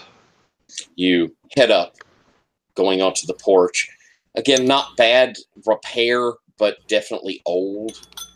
And as you step onto the porch, it sort of creaks a little. Who is taking that front? Who's going up to knock? I'd let Scotty, but I don't know if someone Yeah, I else was going would to suggest step that in. Scotty. I mean, you have All the right. connections to the parish. All right. And Also, so is you are the face. So yeah, I kind of look around for a second because I mean these guys are the experienced guys, and all of a sudden I realize like, oh, okay, and do a quick hop and step up onto the front porch and kind of look at my watch, but then realize there is a light on and kind of. as you reach up and open the screen door, the door opens before you can even knock. Mm. And you see, I believe in our character keeper, I've already put Rona's picture up. You see this woman looking out at you. Her eyes are afraid. I knew someone would be coming soon.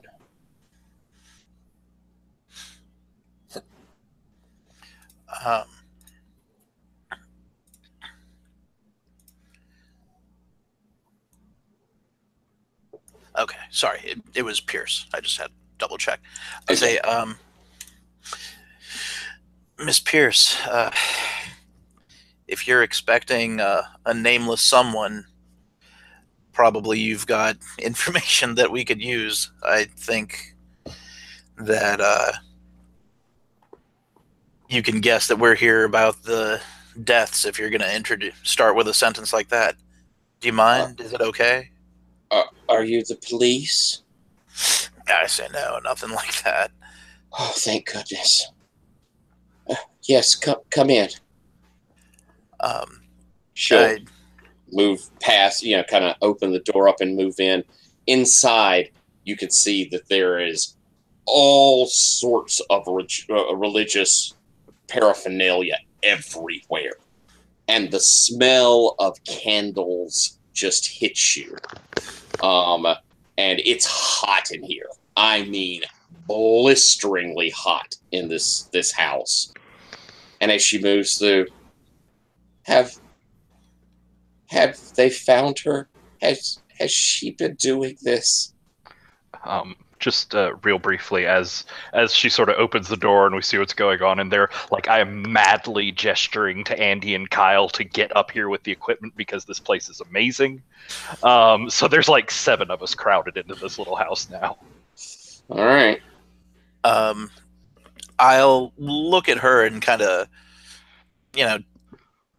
take a moment and say, has she, perhaps we do have a few wires crossed, Miss Pierce, with all that's been happening. Well, you know what? Why don't you, I'm sorry, I get ahead of myself. My name's Scott. These are my friends, and I kind of do the quick intro. I say, we're just here to, try and make sure more doesn't happen. But you said, has she? Mary, aren't you here because of Mary? Mary Pierce Tillerson? Yes. Dark hair, tall, pretty. Yes. She was such a good girl. Till she found it. I should never have kept it. I should never have kept any of it. And she just sort of collapses into a chair. God will forgive me, but I can never forgive myself. I sort of tip back and kind of behind a hand so that she doesn't hear. I kind of say to Arthur, "Who's Mary?" His daughter. Oh, and I kind of point to Arthur and I shake my head and say, I think that if we can find her, we can definitely get this to stop. You said, if only you hadn't had it. And then I kind of look back at Ben and I say, that picture. Do you have the picture? Is this what you're talking about? Picture Of the ball. No, that's not what we're talking about. On this side, I doubt it. I mean, like, it seems like who would have that ball is, and I look at Rona. He wrote to me. I should have thrown it away. Well, thrown what away? His letters and his instructions. I never believed he would have done such a thing. And he told me he was innocent until right before they killed him. And he should have died. He was a monster. He had lied to me. And then he did die. And he sent them to me. He sent them to me in a box. All of his notes, all of these terrible things. They were like writings from hell. They were like blasphemies, satanic rituals, satanic writings. I put them in a box. I hid it away. I should have thrown them away. Why didn't Mary found them? She found them. And does she? She asked me about him, and I was like, "You shouldn't even look into this. It's terrible. It's something we've moved beyond." She was such a pretty girl. She was so smart. And does she still have them now, or do you have them? She took them years ago. I haven't heard from her in 12 years, 2 months, 5 days. She took them all. Miss Pierce, you're saying that you've read the instructions. You probably have an inclination to think what your daughter's been doing. You gotta trust me when I say anything you can tell us that'll help us find her is going to keep people safe and is going to keep you safe. Because if you know the truth, you know what he was like, he's not just going to let that go, no matter what all's decorating your house. I'm not saying that to scare you. I don't want you to, feel coerced. I don't want you to feel bad either. Roll me and manipulate someone. Actually, I have a move that says, trust me when you tell a normal person the truth in order to protect them from danger. Wonderful.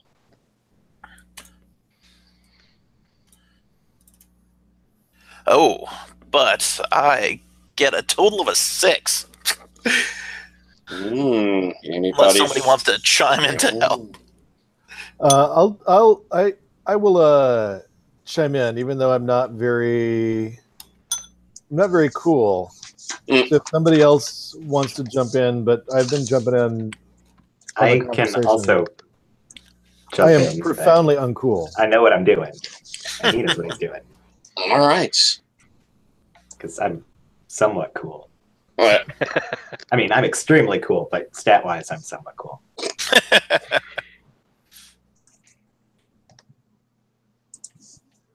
And if so, how do I do such a thing? Oh, you'll be rolling cool. This is the help out move. Okay. Oh, I had that up somewhere.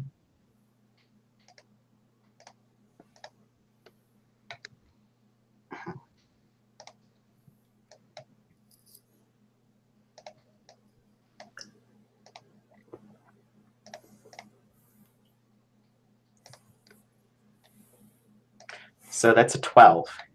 Whoa, y'all are rolling so well.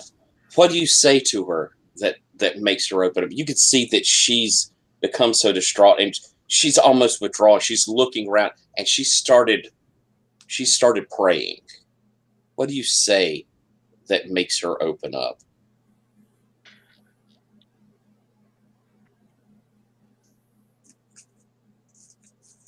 Don't worry about it.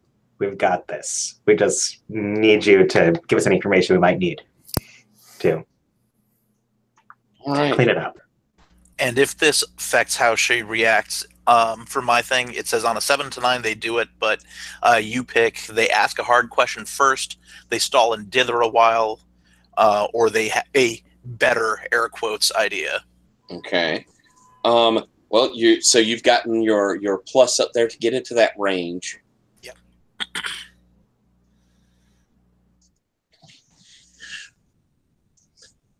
She doesn't know him. She kept asking questions. She saw his picture. She began pretending that he was here with us. It started off like she had a father. I mean, I tried so hard. Always, I worked. I did everything I could. But she felt alone without a father. Then it changed. She would wake up in the middle of the night and said he'd visit her. She would talk about him in a way that wasn't fatherly. She never liked any of the boys at school. She said she was looking for a man like her father. I tried so hard. When she left, I looked for her. I tried. I found her once. She was calling herself Marie Whitfield. I went to her. I said, "This is wrong." And she laughed at me. She said I was a slut. And that I didn't deserve him.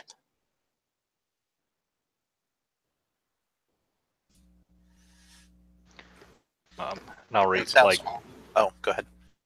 I'll like reach my hand across the table and sort of grab hers to catch her attention as she's sort of falling into this reminiscence.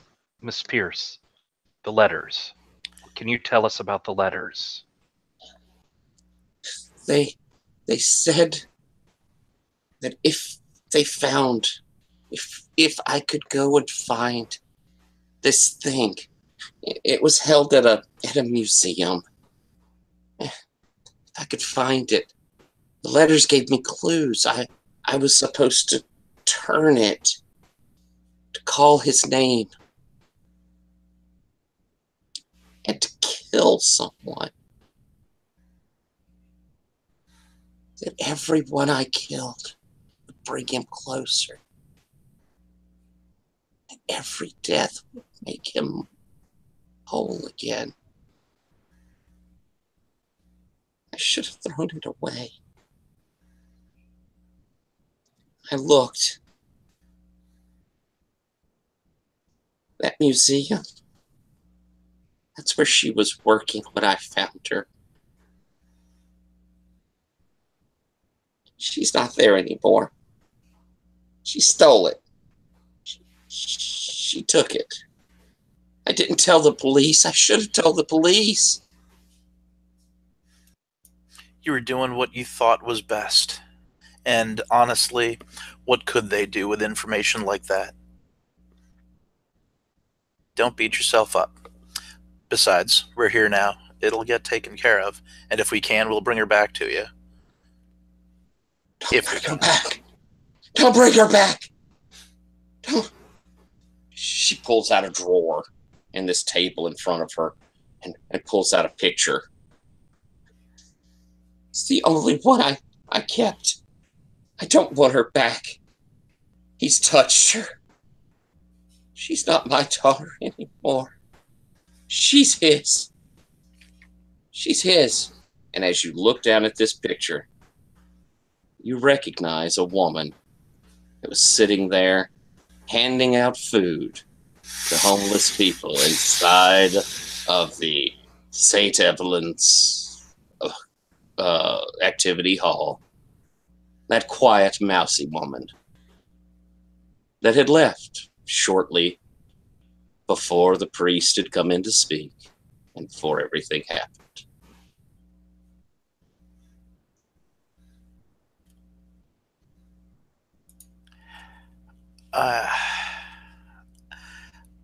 I'd take the photo from her and I'll just hand it to you guys real quick and say, I think this has been a lot of help. Thank you. I'm sorry to make you dig up so many painful things from the past.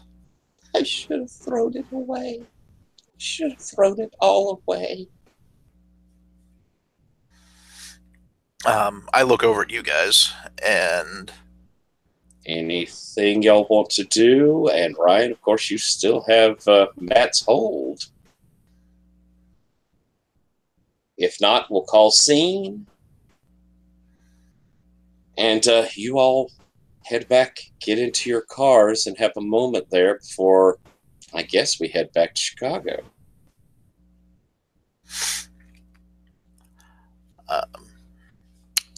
That was awful. I'd say to you guys after we walk out. We don't have time for awful. We've got to find where they're holed up. I think I can find where they're holed up if we need to. I mean, that is what I do. Like, Arthur visibly bites his lip for a minute. He's like, fine, what do you know? Matt just stares him down like... Please share your expert wisdom with us. Anything that could help us, honestly. So I'm going to use my hold for where is the creature right now. All right. And I guess it's visions. I mean, you really sort of see things when this happens, right? When you open yourself up. Yeah. Your eye, your vision sort of narrows down into this room. It is painted completely black. But you can see that on the floor is this circle with all of these symbols on them. Around the room, you see the bloodied bones and skin of 6 young women, girls. You see a girl, older, a woman, older than the picture, but definitely her. And you see this figure. He is completely naked, but there is no skin, or at least there's only the faintest bits of patches of skin. And he is leaning in towards her and rubbing her face, and you can see where his blood runs across it. He leans in and kisses her. You're the most beautiful girl in the world. Yes, Daddy. Yes, Daddy.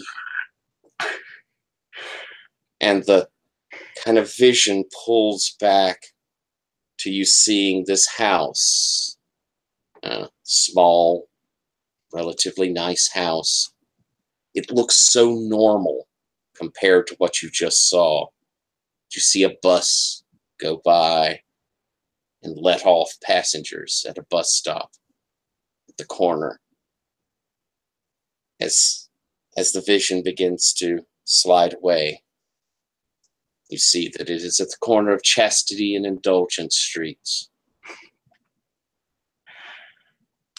So, to people watching her, it looks like Matt almost has an absence seizure or something. She just isn't there for a second, and then reaches out her hand to whoever's closest, possibly Arthur, because that would be hilarious, and just pukes right on the street. Definitely Arthur. Takes a second to regain herself, and then, okay, so they're holed up in the basement of a house at Chastity and Indulgence Street, which, okay, I swear I'm not making that up. That's an actual place, even though it sounds too perfect for this. And there's a lot of dead people, and they're making out. So we should probably head that way. Oh my God! Seriously, they better be there. Just try it. Go there, prove me wrong. Fine, I would love it for you to test this out. This whole outfit's been ruined anyways, I guess. Everyone piles back into the car and begins returning towards Chicago. And again, it takes hours to go. The sun is setting behind you as you arrive in the outskirts of Chicago and head into Chicago Heights. As we're traveling, is there anything someone particularly wants to do? I just want to make sure I'm not leaving someone out. Just in case this, we can confirm things just to, so the characters feel like, they're going to the right place. I'm going to text my Aunt Mavis with a picture of the lady and say, hey, Aunt Mavis, I was at the soup kitchen. I met this lady. I didn't get her name, and I wanted to say thank you. She helped me out with something. Could you give me an address? All right. As you send this off to her, sorry, I'm having to pop down real quick. There we are. She writes back, well, yeah, that's Marie Whitley. Sweet girl. She's been volunteering at the church for, about 2 years now. I say, Whitley, question mark. Okay, got the name, thanks. Any idea where I can find her? I'd rather not have to wait until I happen to catch her at church again. Send. She writes back, I just told her that you were wanting to speak to her. We're here at the activity building. She seems very excited. She's a fan, honey. I nearly explode. And then I say, tell her I look forward to meeting her. Maybe I can sign something for her. And, as I hit send, I kind of reach back into the backseat to make sure the baseball bat's still there. Are you texting while driving? Oh, it's voice to text, obviously. Okay, cool. All right. Either that or it's a Tesla and it's just driving itself.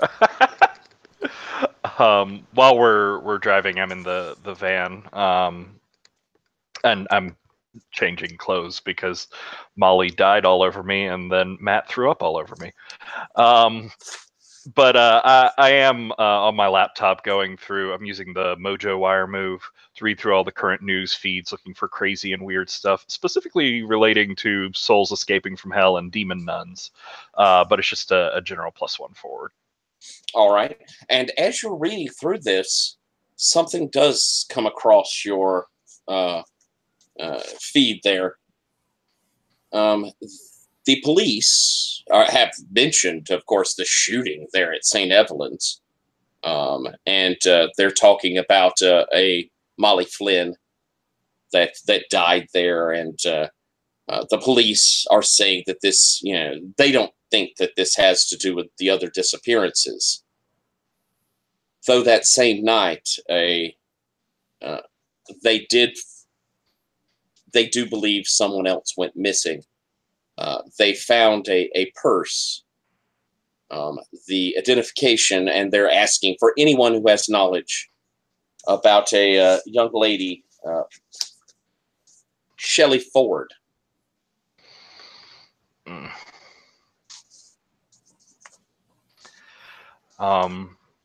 So yeah, logistically, we have Scotty and Matt still in a car together, and then I'm in the van. Where's Ben?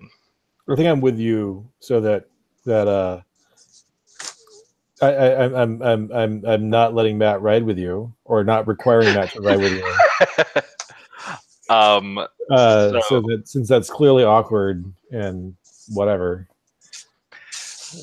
So Scotty, I don't know. I guess it's sort of up to you. Like, I assume you get in touch with us. Yeah, I'd immediately call you. And just it's got that little echoey sort of like talking to a car mic kind of tone. But I'm just like, slight change of plans, or at least something we need to do first. We should stop by the activities building at the church because apparently Marie Whitfield is there with my aunt. We should also go faster. And, Look, I understand if it's your family, but Shelley, damn it, I've already forgotten her last name. Shelley Blah has already been, Ford has been reported missing. And if she's somewhere else, then he doesn't have any sort of protector right now. So maybe this is the perfect time.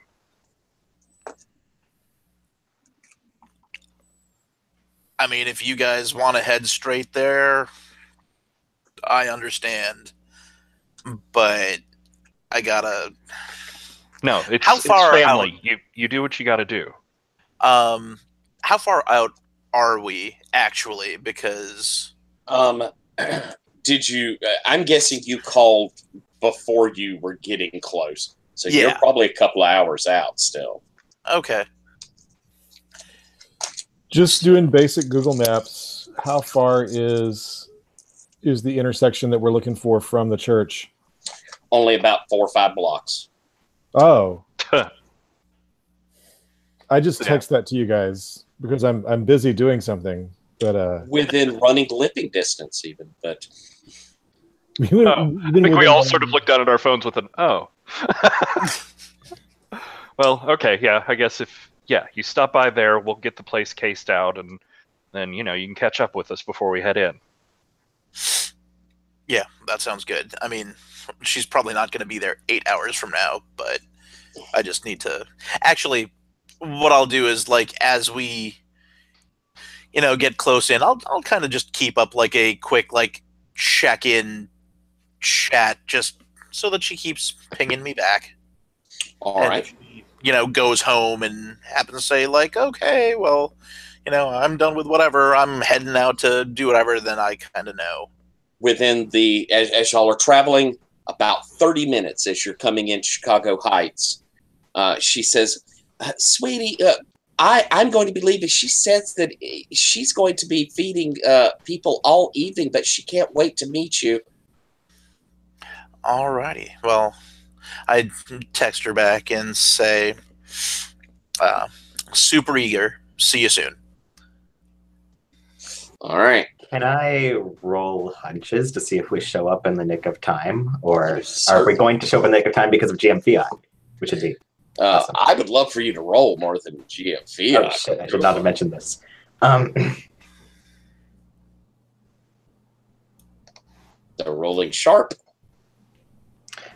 I'm sorry, Scotty. I only got an 8. So in time to intervene, but not prevent it altogether.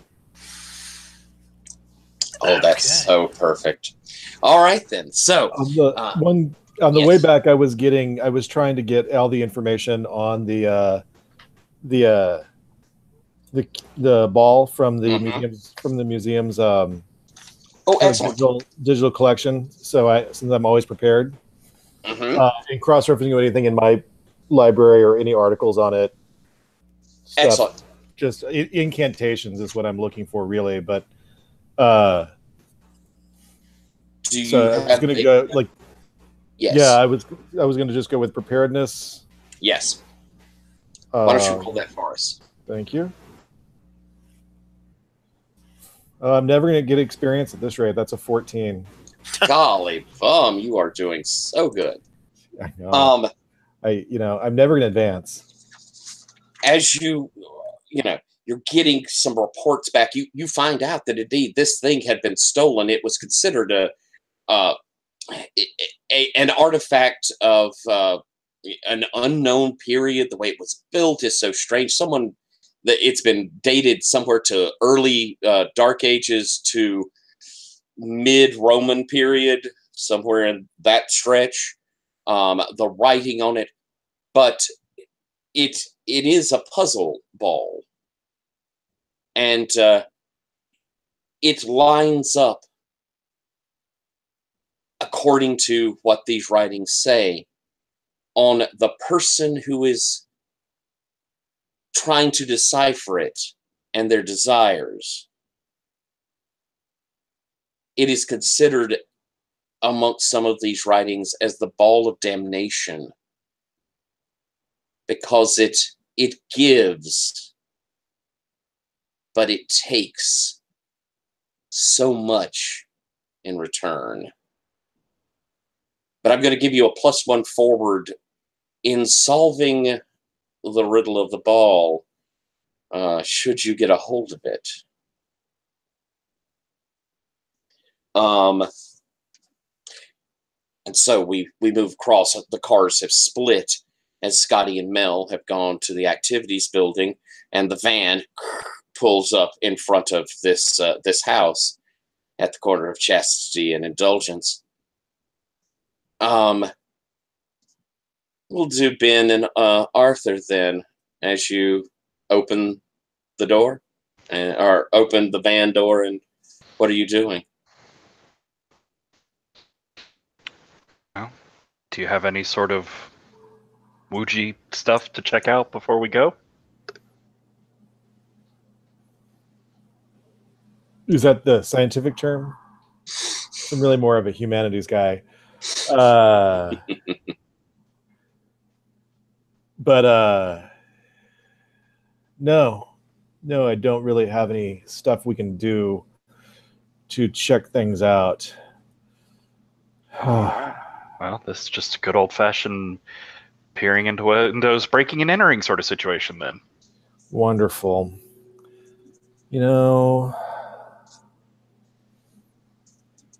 Molly was always really good at this. Yeah, Molly was good at a lot of shit, but we got to take care of it now. He'll pull a gun and holster out from under the front seat of the van. This sounds like a really bad situation. Who wants to take lead on that? I can, since you're sort of fumbling with your gun. I left the house during the day, and I never go out armed at daytime. I can sort of like study the house. Cool. That's right. an 11. Boy, you're so good. All right. 3 questions.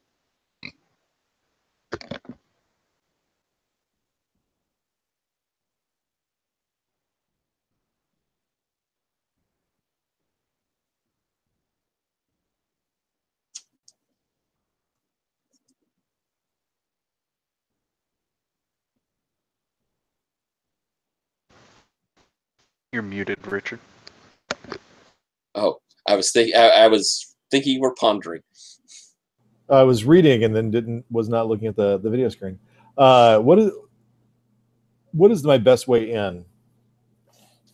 As you get out of the van and you're looking around, you can see that this house has a back door to it. And the windows here have those sort of lattice bars to them. But you can see that as you look down the side of it, one that is at basement level, those bars they're gone.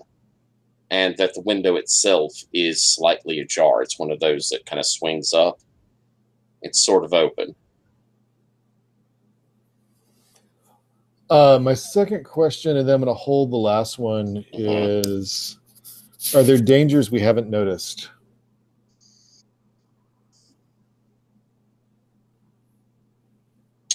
As you are looking down there and you see Arthur get out of the van, are your crew getting out of the van as well, Arthur, or have you told them to stay?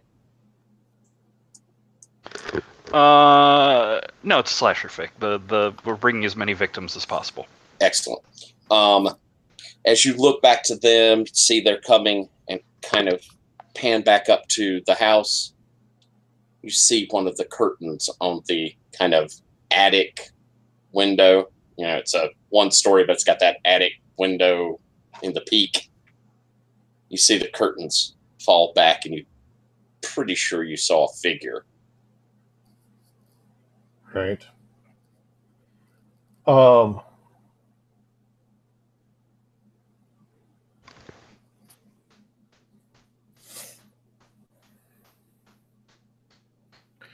right, I'm going to hold that last question. All right. As we move towards the house, to that window I point out. Okay. So yeah, I'll go with Ben, and I'll tell Andy and Kyle to stay around, just get some sort of shots around the house, wait for the other two to show up, and by no means should they come in after us, because it's going to be too dangerous with the full genre expectation. They will probably find an unlocked door and come in anyways. All right. The two of you move over to that basement window and kind of look through. It's dark, but you shine a light. And you see a basement. There's the furnace. It has boxes. It looks, dusty, cobwebs.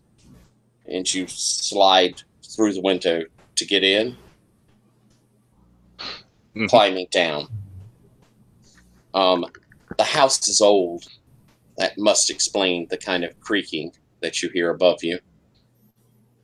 As you come into this basement, you can see a stairway up. There's the door. It's very dark, but shining. You can see that door. I'm going to cut now to a Tesla pulling up outside of the activity building at St. Evelyn's. The two of you hop out. I am just going straight in, because she said that she's leaving, but there's still other people there. And they're just getting started with their dinner for the homeless. There's a good many folks there. And as you come up again, the ladies go, "Oh, Mr. Walker, it's so good to see you again." You know what? Hi. I'm just taking a quick look around. Do I see her anywhere? Looking around, no. Okay. I just said, I just stopped in because my Aunt Mavis was on the line. She said, I was texting with her earlier. She said that she was with somebody. Well, I guess they're not new anymore, but Marie Whitmore, maybe? Oh, such a sweet girl. She does so much work. I think she's actually, I believe she's cleaning the sanctuary right now. She does so much for us. Thank you. I appreciate it. And I'll just excuse myself and immediately head that way. All right. Matt, are you following along behind? I'm Scotty's scooting. trailing along behind him at maximum speed. Usually I'm the first person to get places, but Scotty is fighting me for that. So. Oh, sorry.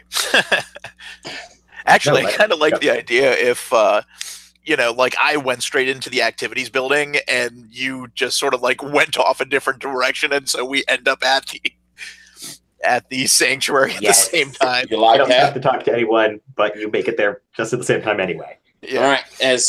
As Matt, you come through the front doors of the sanctuary. You see, looking down, it's a beautiful big church, old church. See the pulpit, pews around you. You see a nun sitting at the organ, apparently practicing. She is playing a little Bach that is ringing through the church. As you walk in, you see Scott come from the back of this as you entered next to the pulpit. You see, as you come in, Scott, the nun playing, and on a pew right behind her, kneeled down on the it's not a stool, but the rail, the praying rail. You see Marie there. She seems to be deep in prayer as this music is going on. I kind of just meet eyes with Matt to see what she's gonna do, and then so I'll wait just a second just to see what you indicate. Matt just makes a quick, like that person gesture at Scott. And he nods. And is going to jinx her. Ooh. All right. Roll it up. That's a 5, so I get experience. Ooh. But now the keeper gets to jinx me, should he wish at some point. Oh, perfect. All right. As you look towards this figure kneeling, she looks up, despite you and Scott not making a lot of noise. She looks up and looks directly over at Scott. I just was walking over to kneel down next to her. She sees you before you get, as you're walking. Yeah. And she sort of smiles and stands. You see in her clasped hands, she has this ball. As you come close, she turns one of the bands. The church light begins to flicker. The sound of the organ goes discordant. The nun looks back. You recognize Sister Angelica. She begins to play. This is not Bach. The ball seems to glow with a red light. It's stepping out from the darkness next to the organ. You see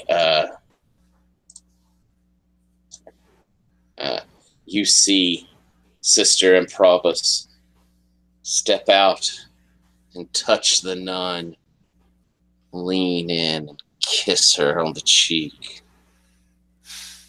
The nun's face gets this shock and sort of exultation. She plays stronger. Behind you, Scott, from the pulpit, stepping forward, Mother Superior Gullah, her mouth wide. We found you, Francis. And next to you, Matt, Sister Inops slides her chisel along the stonework of the archway there, coming up close to you. And from her unmoving mouth, you hear, we have a warm place for you too, my dear. Both of you, please take 1 harm. No armor applicable. as this chill and horror falls upon you. And Mary, they found me. I'm Frank Tillerson. They're going to take me back now. Would you like to come play with me?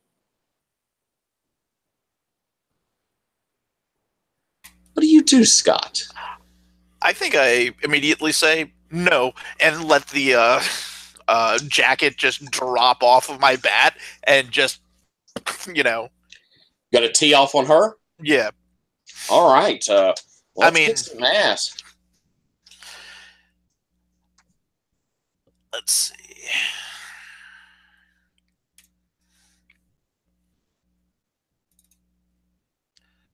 Oh, that's 6. Oh. As you swing towards her, it's almost like she barely moves. She just steps slightly to the side, holding up this ball. And you see now the bands have begun spinning on their own. Your eye is caught by them as you feel pain. Such beautiful, exquisite pain. Like your skin is being pulled from you. Take 3 harm. Armor will apply in this case. I don't have. I don't think khakis and a polo shirt. You're so pretty. We can play together for a long time. Matt, what are you doing? I just leveled up, so I'm going to level the big whammy, which I'm specifying as less jinx and more straight out hex. Things need to happen now. All right. What are you doing with that? I am going to attempt to, really for real jinx Marie now. All right. This works. How does it look? What does it look like when you do this? Normally it's just kind of a really pointed look, like a glare at you and something happens. But this time it's full out, sort of like almost dog pointing at something. She is totally focused. She's set hard, and it's a very much don't fight me, I'm fighting you sort of pose. And she's not yet drawing a weapon, but looks like she's in that stance. This is fight happening now. All right, roll it up. Oh, so intense. Don't fail, don't fail. That's a 7, given my weird. All right, let's see with the 7. It acts as a kick some ass, doesn't it? Yeah. Yes. All right. Do 2 harm. All right. You send this out at her, and in front of you, Scott, as you're kind of wrapped in this, you see her her head pull back, and you could see blood start to trickle from her eyes and from her ears. Behind you, Matt, you hear that gravelly voice and the slide of that chisel. Yes, make him suffer. Frank deserves to suffer. And you are like the sanctified delivering judgment. You take 2 harm as this voice worms its way into your head, and you feel the anger and the righteousness of what you're doing. I'm also going to give you an opportunity here. If you'd like, you can kill her. You feel this presence of this nun behind you giving you energy. You can blow Mary's head completely off if you let these voices lead you, help you. That sounds so much like a dark side sort of thing that, yes, she throws herself into it way too hard, and this goes off a lot. Before you, Scotty, you see her eyes bulge and then melt away her face, the pores of it, blood streaming from it, as this ball in her hand spins faster. Yes. Thank you, Daddy. Thank you, Daddy. I feel your touch. You're hugging me, Daddy. And she collapses. The ball spins and then stops. Clunk, clunk. It hits the ground. Behind you, Mother Superior. Frank, you will not get away again. The nun playing madly behind her, the sister. Play, play, play. While behind you, Matt, you have done God's work. You feel a cold, hard touch run down your face to your neck, across your chest, down to your hip. You have a place in eternity with us. Take 2 more harm as this cold and harshness, it almost overwhelms you. You feel gleeful for what you have done. Can I ask a quick question? Uh-huh. I have a move that I forgot about. It says, whenever you charge into immediate danger without hedging your bet, holds 2. Would that have... I think you got that, yeah. Okay. If Matt wants to, she can reduce that harm by 1. I can spend 1 of my 2 hold to help you out. Thank you very much. Yep. Excellent. Both of you are fully aware as these 2 sisters, or 3 sisters, move in towards where Marie was and towards the ball. They fully believe that they have caught Frank.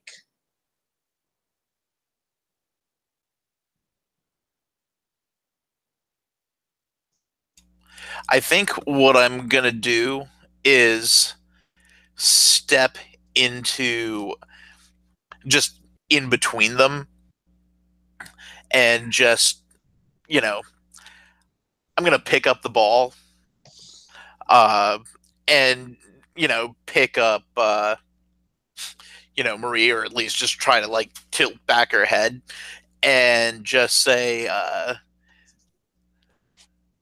the daughter is not the father, ladies. You're in the wrong place. What were the street names? Chastity and Indulgent. Yes. Yeah. I say, I shout out the street names and say, you've got the wrong place. If you want to do right, get to the right freaking place. And I just kind of, this is the daughter, Roll me a manipulate someone. Okay.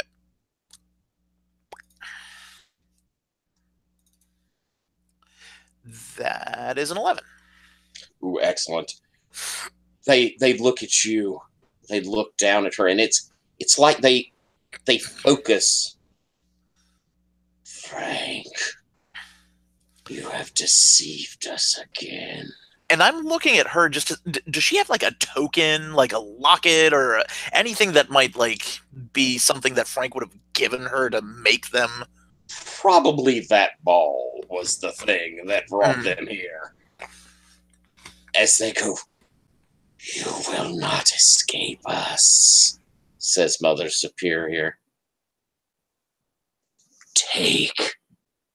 She kind of points towards the ball. Take it. Find him. Call us. Frank! And as they this screen comes up. The nun playing hits this horrible minor chord and collapses onto the organ, and the light shifts, and we end scene with you guys as the rest of you, Ben and Arthur, in this basement. So just to sort of lay out there and sort of flag where I was thinking of going forward. I think that was really good. I think Arthur is sort of latched onto something Ben said about them being drawn to Frank killing. And so, like, the reason Arthur has left the other two outside and sort of in the back of his head is like he's hoping that drawing blood will be enough, and when we find Frank, he's sort of going to throw himself into an altercation and try and get Frank to attack him. Okay. Right. Ben, what are you sort of thinking going forward here? I don't really know. I mean, I have the book where I found the woodcuts of them. I could try to use that to like summon them. You could. Or name or call them. But yeah, I mean, even if drawing blood isn't enough, it'd be enough to like keep him off of me while I do that. Okay. Okay. So as you're coming through this and you reach the bottom of these stairs, the door at the top creaks open. You see a figure standing there holding a girl. You recognize Sarah? Shelley. She looks really badly beaten up. Pretty close to unconscious. And this figure, he's naked. Again, it's that sinew and blood and skinlessness. You are too late. And as he says that, he takes a knife, slides it across her face. You see his hand touch her, and it's like the blood that's flowing begins to wrap up his arm. Where it wraps, you see skin forming. I am nearly done, and they have gotten their prey. I think I just yell out, "You soulless fuck!" as I just like barrel up the stairs. I have my gun, but she's right there, and I'm not good enough running up basement stairs to use it on him. So it's just a like shoulders into chest tackle. All right, let's kick some ass. Oh goody! I'm so good at that.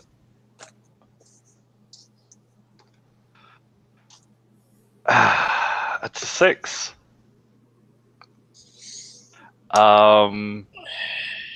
Did you use my other luck? All right, your second luck. Ooh, ooh, ooh.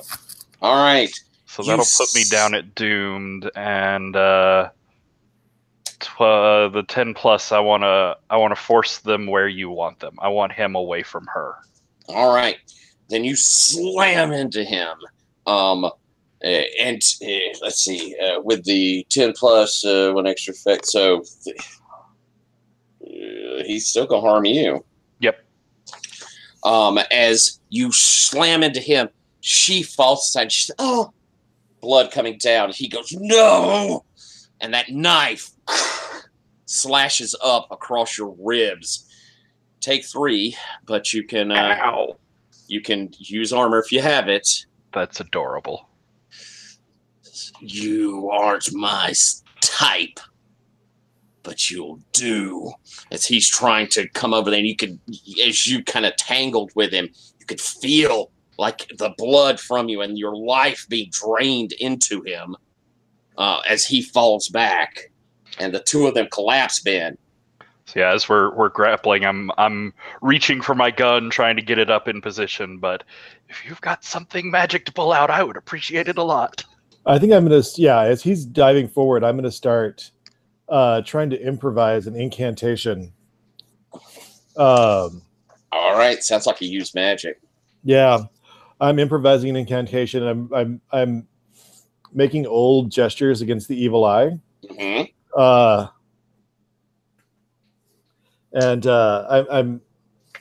I'm trying to pull Bible verses off the top of my head to invoke in this incantation because, you know, I only know the way Puritans dealt with stuff. So and you've got your book there that you're working I've got with. my book there. Okay. I think that hits your requirements. That is a 10. Oh, that's fantastic. You begin making these incantations, and you could, as you're saying this, and he's struggling with Arthur. No. So the effect I'm going is summon a monster into the world, and I'm summoning the 3. Nice. You feel yourself reaching out, and you can't quite grab them, but you feel like you can grab the gate. And so reaching out for it, inside of this room, the pressure gets heavier, and this magical pall is covering this inside of the sanctuary. Matt and Scott, you've just been through this horrible thing. Scott, you're holding this as Matt, you're kind of still got this glee look in your eye, and you feel yourselves drawn as you are almost like sucked into the ball itself. But when you're suddenly in a basement, you see Ben standing there chanting, and the ball in your hand, Scott, is glowing, and it started spinning again. And I think up at the top of the stairs, Arthur is just like started firing all of the rounds in his gun into what's Tillerson. Do me an act under pressure with that. As Ben, the ball is there. Suddenly your friends are close to you. You see it spinning. You think maybe you know how to open it. That is a custom move for this particular adventure. You will need to roll sharp for it. All right. I start messing with it, and then I had a +1 forward, correct? You do. I had a 5 on my act under pressure. Oh, we'll get to that in a moment.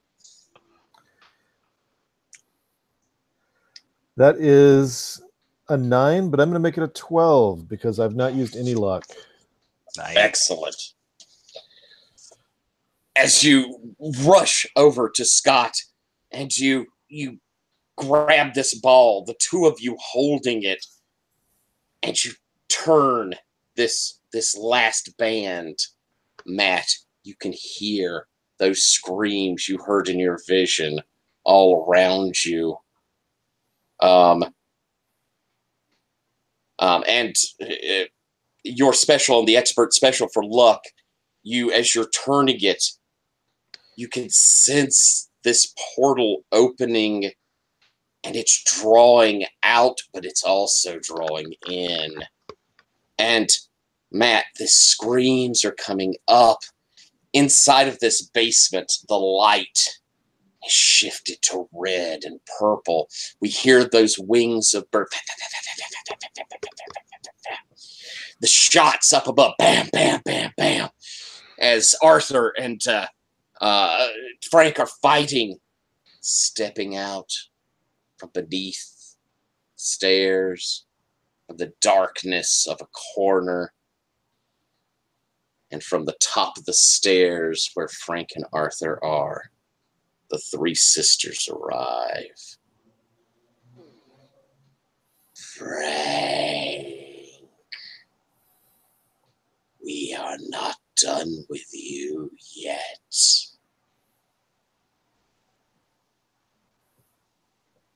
Frank begins to scream as the ball spins madly. Other than Ben and Arthur, honestly, it'll be Matt and Scott. you have an option here. You can choose to roll under pressure, or you can join in as these three sisters come to Frank and begin to tear him apart. Matt, do you rush up the stairs to take your pound of flesh? And is the act under pressure to resist that impulse? To resist that impulse. Oh, gotcha. I'm going to try to resist. Let's see if that works or not. All right. Scott, are you going to rush up and take your pound of flesh? I think that I am resisting, but I am not resisting by not charging up. I'm resisting because I want this to be done, and I'm trying to basically, like, knock him into them. Like, I'm trying to, like, you know, just send all the monsters through the portal and get them the hell out of here. So you're not trying to rip him apart. You're trying to, you're wanting to stay away from that. All right, roll yours as well. How did you roll, Matt? I got a 6 total. So, experience. Not that I need it right now. You know what? Actually, if you want the help, I luck. Yeah. Oh, well, if you want the help and just to go up to a 7, I have the power of heart, Captain Planet. I just kind of put a steadying hand on your shoulder and say, "Don't give in," and I automatically get a 10 to help you. That's so much better than luck. Yeah, I think that's a lovely use of a move you haven't gotten to use yet. Bravo. And so as Scott's hand falls on you, Matt, you hold yourself back as you watch them collapse in. Scott, you run up and kind of shoulder Frank away from Arthur. Arthur, how'd you do on that act under pressure? Oh, yes, that's right. As Frank falls back and you could see that he's no. Arthur has slumped to the ground. How are you doing with 3 damage there, Arthur? Oh, that puts me 1 away. Arthur has slumped to the ground, and you could see where in the gunplay, he has been shot deep into the chest. As these 3 collapse in on Frank and begin ripping pieces of him out. Frank, I will take you home. Ben, you see this going on. What do you do? Arthur got shot really badly. I think I have to dodge towards Arthur and see if I can do anything to pressurize that wound. I can't let somebody else die. All right.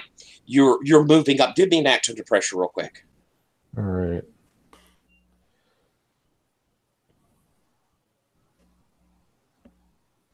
That is a bare 7.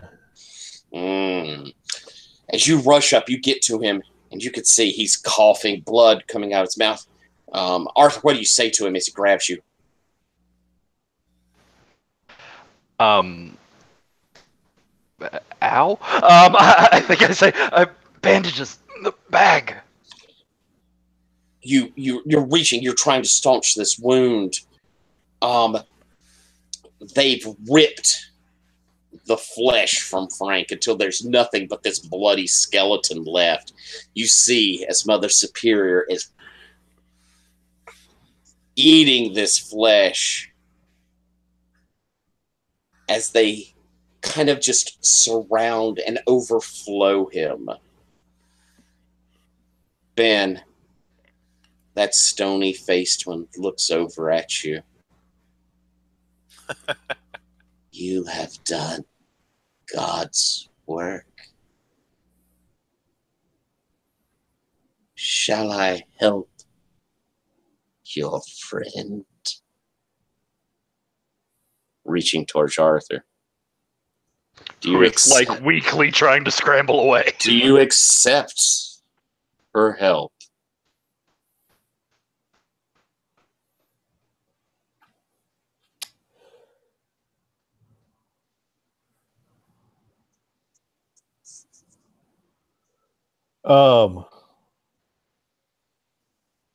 Yeah.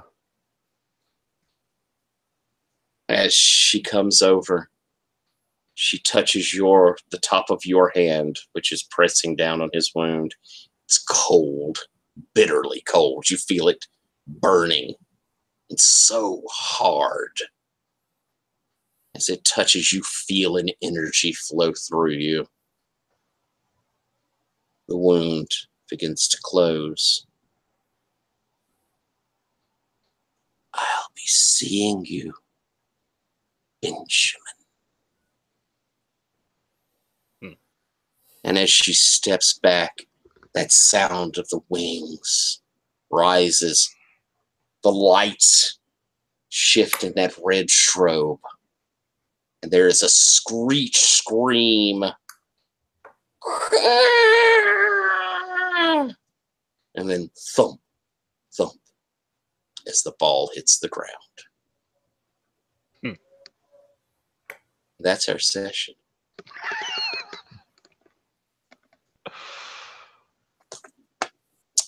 Whew. Oh, Thank that was really y'all. good. That whole thing was good, but that church scene was fucking amazing. If folks have a minute or two, I'd love to do a Roses and Thorns if folks feel like they have 10, 15. If not, I completely understand. Maybe unpack a little of this. People up for that? Why don't we take like 2 minutes just to grab our breath, run to the restroom, give ourselves a second to come in fresh, and we'll do that. All right? Cool. Okay. Back in 2.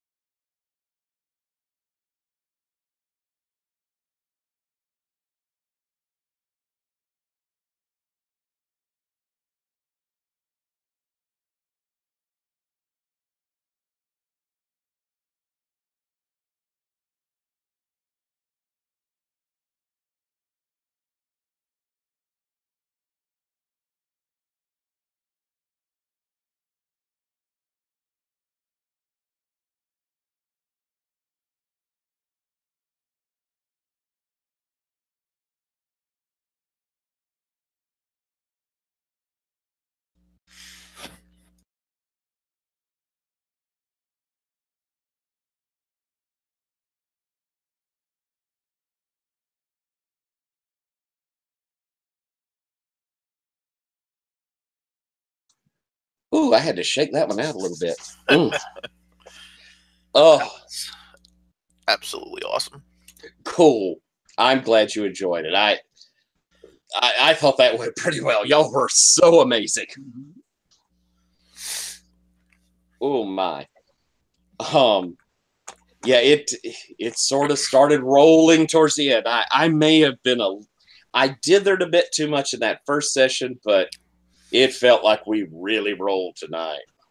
Yeah, Ryan, I'm glad you can be here. I know that Jim's gonna be jealous if he sits down to watch this later.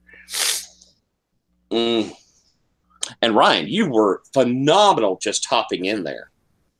Yeah. Well, thanks for helping me hop in, because I feel like there were a lot of hooks there. I really liked Matt. Yes. Thanks especially for having Scotty be so interested in catching up with Matt, because that was another angle.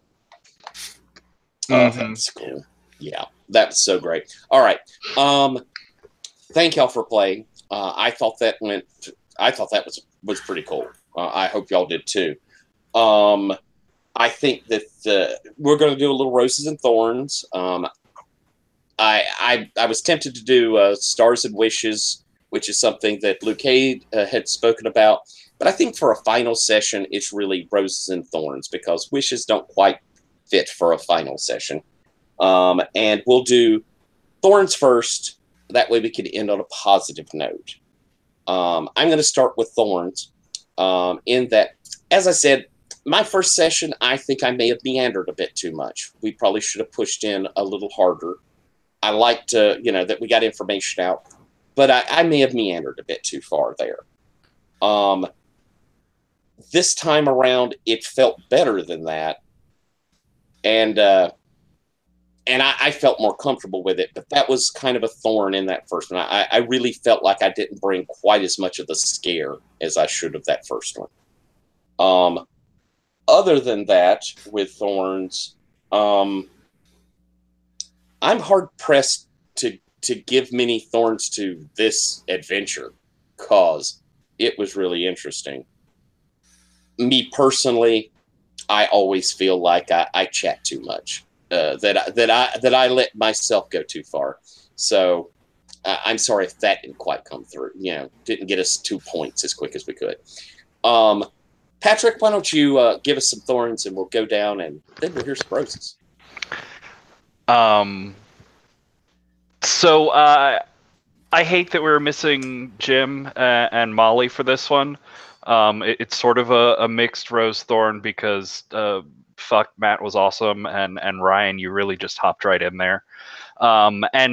And honestly, what it forced us to with the dramatic open on this one with Molly being killed, really worked. But that being said, I was really looking forward to the things that we're building up with Molly there. Yeah, that is a thorn too. I thought Molly was a neat character and I missed her.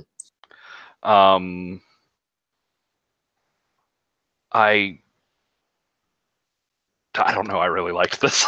That's all I can think of. All right, Rich. Any thorns you'd like to put out? I thought the pacing was great. The one thing I just wanted more sessions. Not to give you work, not to give you work or put things on your calendar. I thought I liked the pacing within the sessions, and there's something I wanted to give up. So I just kind of wanted more sessions. So that'd be my only thorn. Is I really enjoyed the pacing. I felt it was good. I just wanted to spend more time with the characters. So I can understand that. So another 3 days will be great. Ryan, thorns there? So mixed rose thorn, whatever. Is that I wish I'd been on the first session in some ways because this was a lot of fun and it really clipped through where it was supposed to go and everything. But I wish I had more time with the characters. But also that would have meant no Molly, which would mean no intrigue. And I really liked the way I entered, where it was just, and I show up, a session late with Starbucks essentially. But yeah, I wish that there had been more time to it, though I can't think of anywhere you could expand without kind of losing some of that dramatic tension. Okie doke. Tejas. I think, other than not having Molly, Rich took the thorn I had been planning on saying, and I was thinking almost more like I kind of strongly disagree with you in terms of you dithering too long. I feel like being able to spend time with the characters is what makes horror personal. It's like when you value their little idiosyncrasies. And I almost feel like maybe we could have embraced 3 acts of the story a little more if we had actually had 3 sessions, and that would have let us play in the stuff you wanted to do. Like I really like that little scene of, Matt and Scotty in the car, and I feel like we could have done more of that stuff if we had had more sessions. So yeah, I totally agree with Rich. I think that, maybe, and not tons more sessions, but I think 3 sessions might have been really good to do a 3-act kind of structure. I can certainly understand that. And I always feel, I always want to run a long time. I like long sets of sessions. I was wanting to keep it tight, but you're right. It might have deserved a little more. And that's my fault for underestimating what needed to be done to get it to play out as well as it could have. I wouldn't say fault. I think it's more just any of the times that you're like, man, I enjoyed something. I want more. That's the only way to take it. Well, I'm super glad to hear that. Let's do some roses then. I'm going to start back up with you, Patrick, and take the GM fiat of getting my roses in at the end. Yeah, you I know you worried about the pacing between sessions, but having gone through both of them now, like, it was a really neat change up between the sort of languid investigation character play of the first one, but we also got all of the groundwork information that we needed out in the first one so that we didn't really have to struggle with that this time. And it made the ramping tension in this one like so much more palpable, and the ramping tension was just non-stop in this session. It was, oh god, it was really good. Like I said, that church scene there at the end with Mary and the nuns and the nun on the organ, like, honestly, if we'd had more time there, I could see that scene being interspersed with like Ben and Arthur going through the house, and it's that same organ music as the backing for it. Like, I saw all this going on while it was happening, and it was so good. And I want to say again, Ryan, you just like slid in there smooth and got going, and I really liked where Matt was. I would have loved to have Matt there for the first session to dig into her head more, but I think you really played off everything that was thrown at you really well.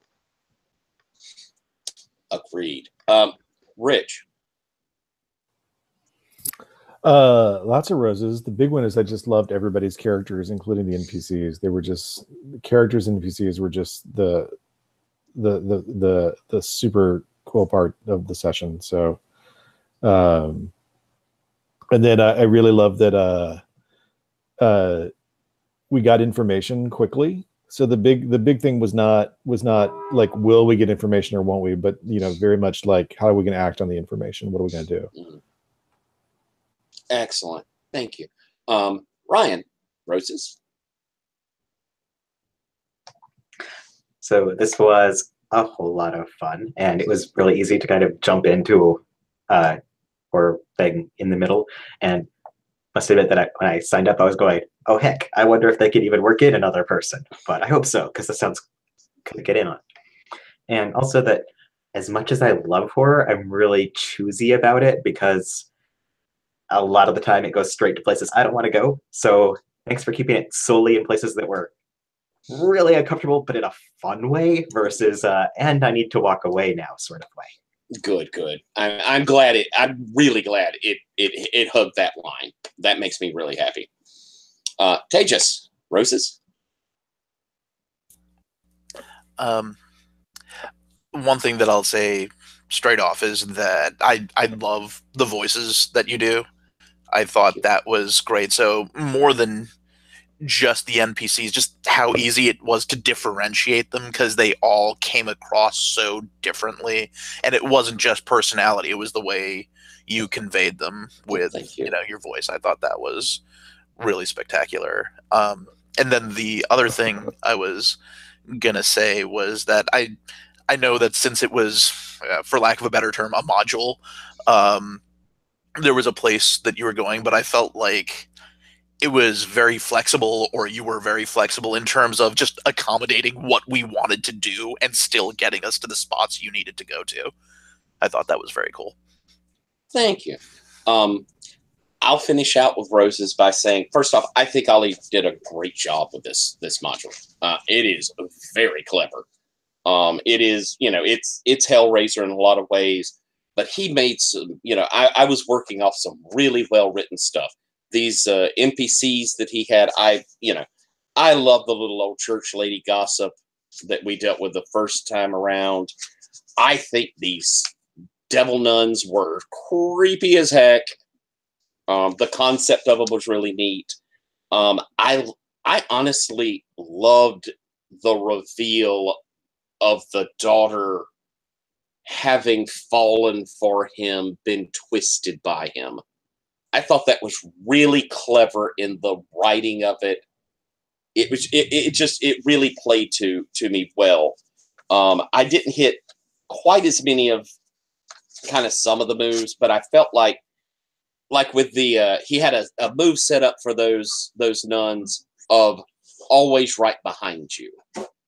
And that was a wonderful inspiration of any moment they could be right there. I thought that was cool. You guys brought it. I want to say Jim wasn't here, but Molly did a great job in that first session. And I think that's what made it really significant to have her die, is the groundwork he had laid with that character so that we had Ryan coming in fresh.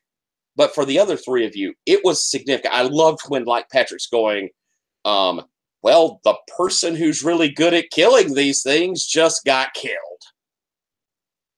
That was really, really so spot on for a strong character that got to live on even when he wasn't there. But you guys, I loved Scotty the whole way through. Everything about his sort of, this almost casual celebrity, this ability to just talk with folks and, take it on. And of course, so perfect. And then you see there's a real person in there, something that really had a core of decency and trying to fix something that haunted him from his past. And that came through the whole time, Tejas. He was a good person because of what had happened to him. And that was beautifully well played. Thank you. Rich, Ben was so complicated and so good all the way through. I could really feel that character. I could feel like his motivations. It wasn't like he was a charge in sort of guy. His bravery was different, but it was so sincere. And you could tell you cared. I mean, it just bubbled through. Arthur was lovely in a lot of ways, because there was a certain Machiavellian feel to him of, I'm out there trying to get the story. But then we see that moment when he goes to Molly and breaks down. Nicely done. Nicely done. Or when he's willing to put his life on the line and charge at the top of those stairs to stop this girl from being hurt. It was such a good off play, because he seemed like kind of an ass, but he wasn't. That was beautiful. That was beautifully played. And Ryan, I think you've heard everybody say here, what a freaking amazing job you did walking into this. Character spot on, beautiful. You were so comfortable moving in, and you made nice hooks to make sure everybody brought you and you hopped on the ride, and it made perfect sense. I mean, it flowed so well. I'm always pleased to get to play with you, Ryan, and you knocked it out of the park tonight. I can't say enough about how happy I am with how the ramping went.